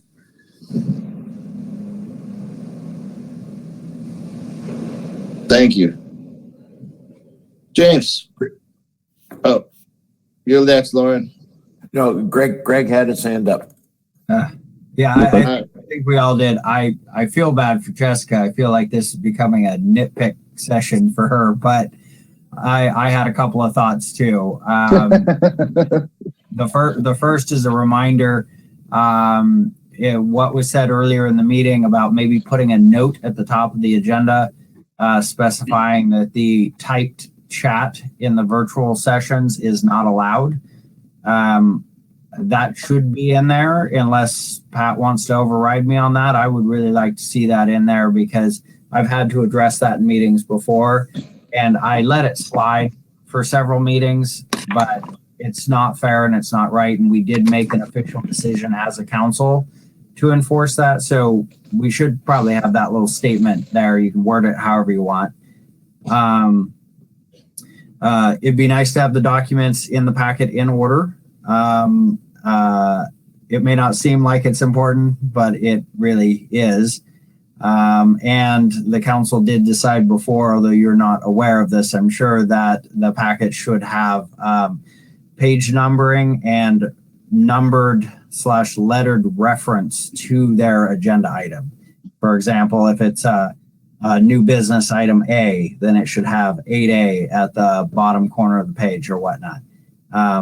It does create a lot of work, I understand, but it can be done digitally. So if you need some assistance on how to make that super easy without having to write it down on each page, I can help you out with that.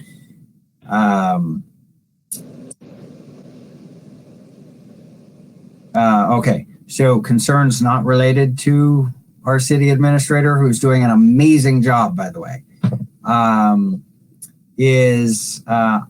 think that maybe we should consider amending our council rules again.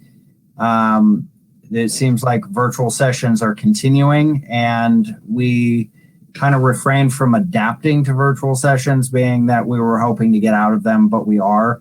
One of the things I see that might actually help with virtual sessions is if we had public comment pertaining to each item occur as each item was brought up versus all at once.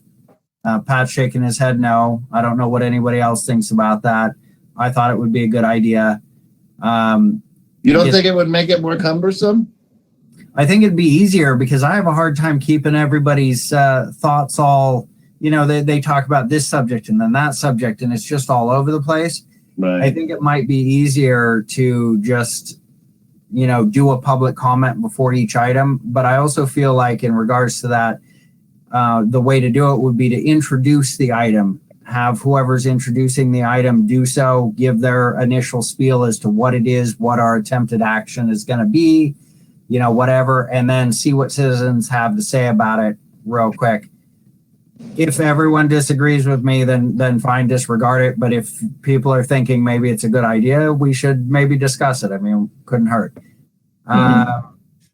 So that's kind of two items that I had was that also we're supposed to introduce the topic. Each topic is supposed to be introduced by either the mayor or the person presenting the topic. And it should have a direction as to what the goal is so that a motion can be readily made and things can be moved forward versus us just haphazardly discussing.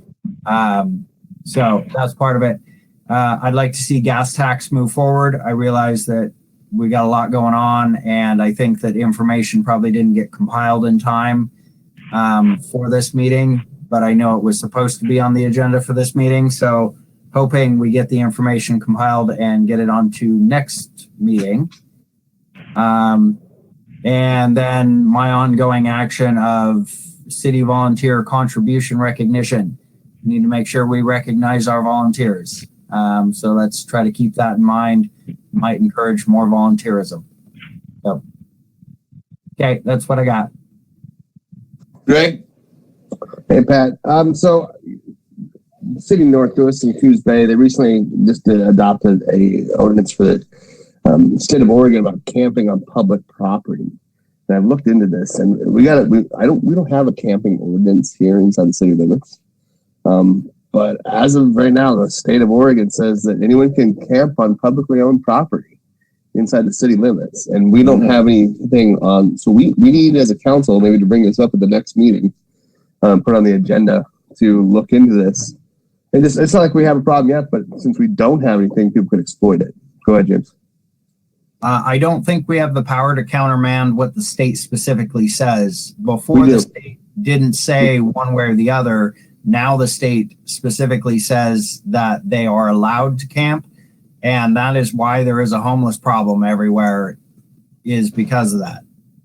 Well, that's what I'm saying. So this states that unless the city or municipality has specific things, but we still have to be able to accommodate them.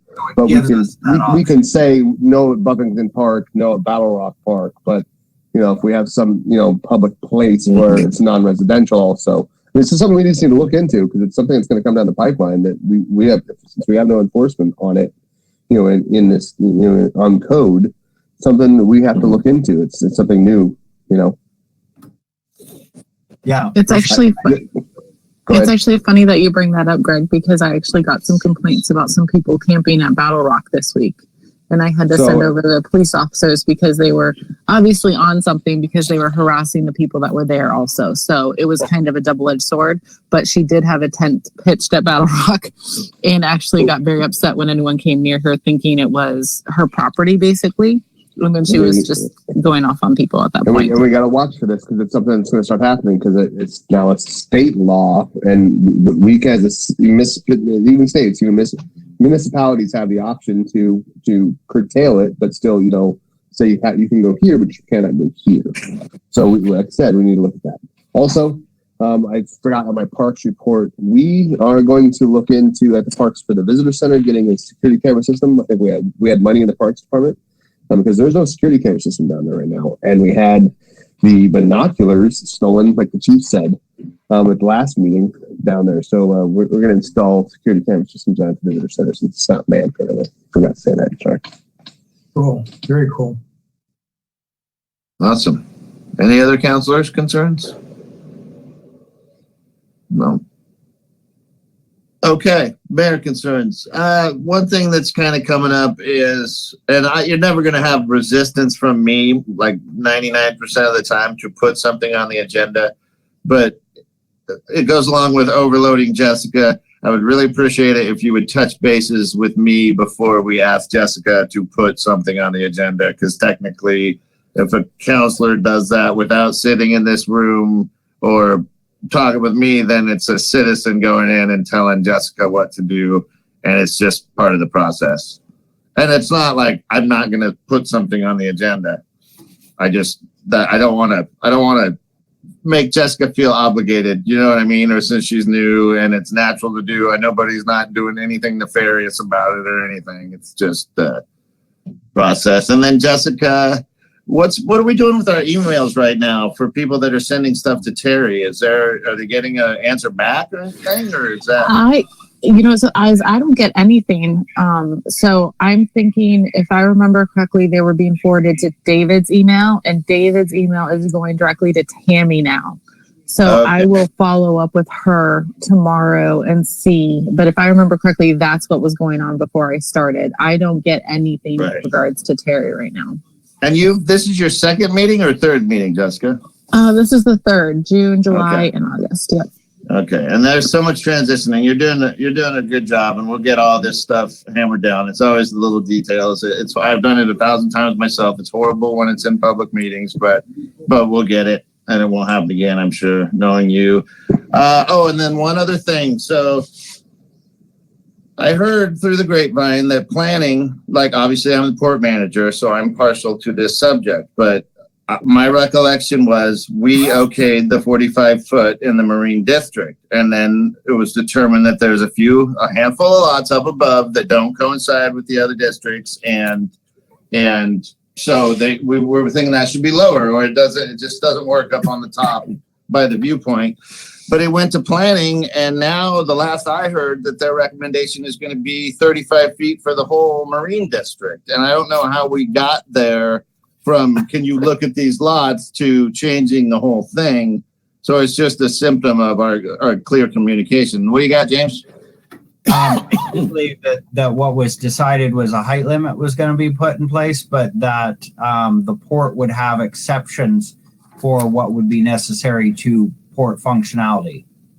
I thought that was the end result, to cover the lots having a rather normal restriction, but that's what I was hoping, was for something like that. But at the end of the meeting, I've heard that no, we'll just do all 35 feet, even though Crystal was saying, well, you can just make a line. You can say everything above Dock Road is this and down below that. But I just wanted to throw that out there. I don't think it's a huge issue. Obviously, it's your decision, but it is a change from what we had directed.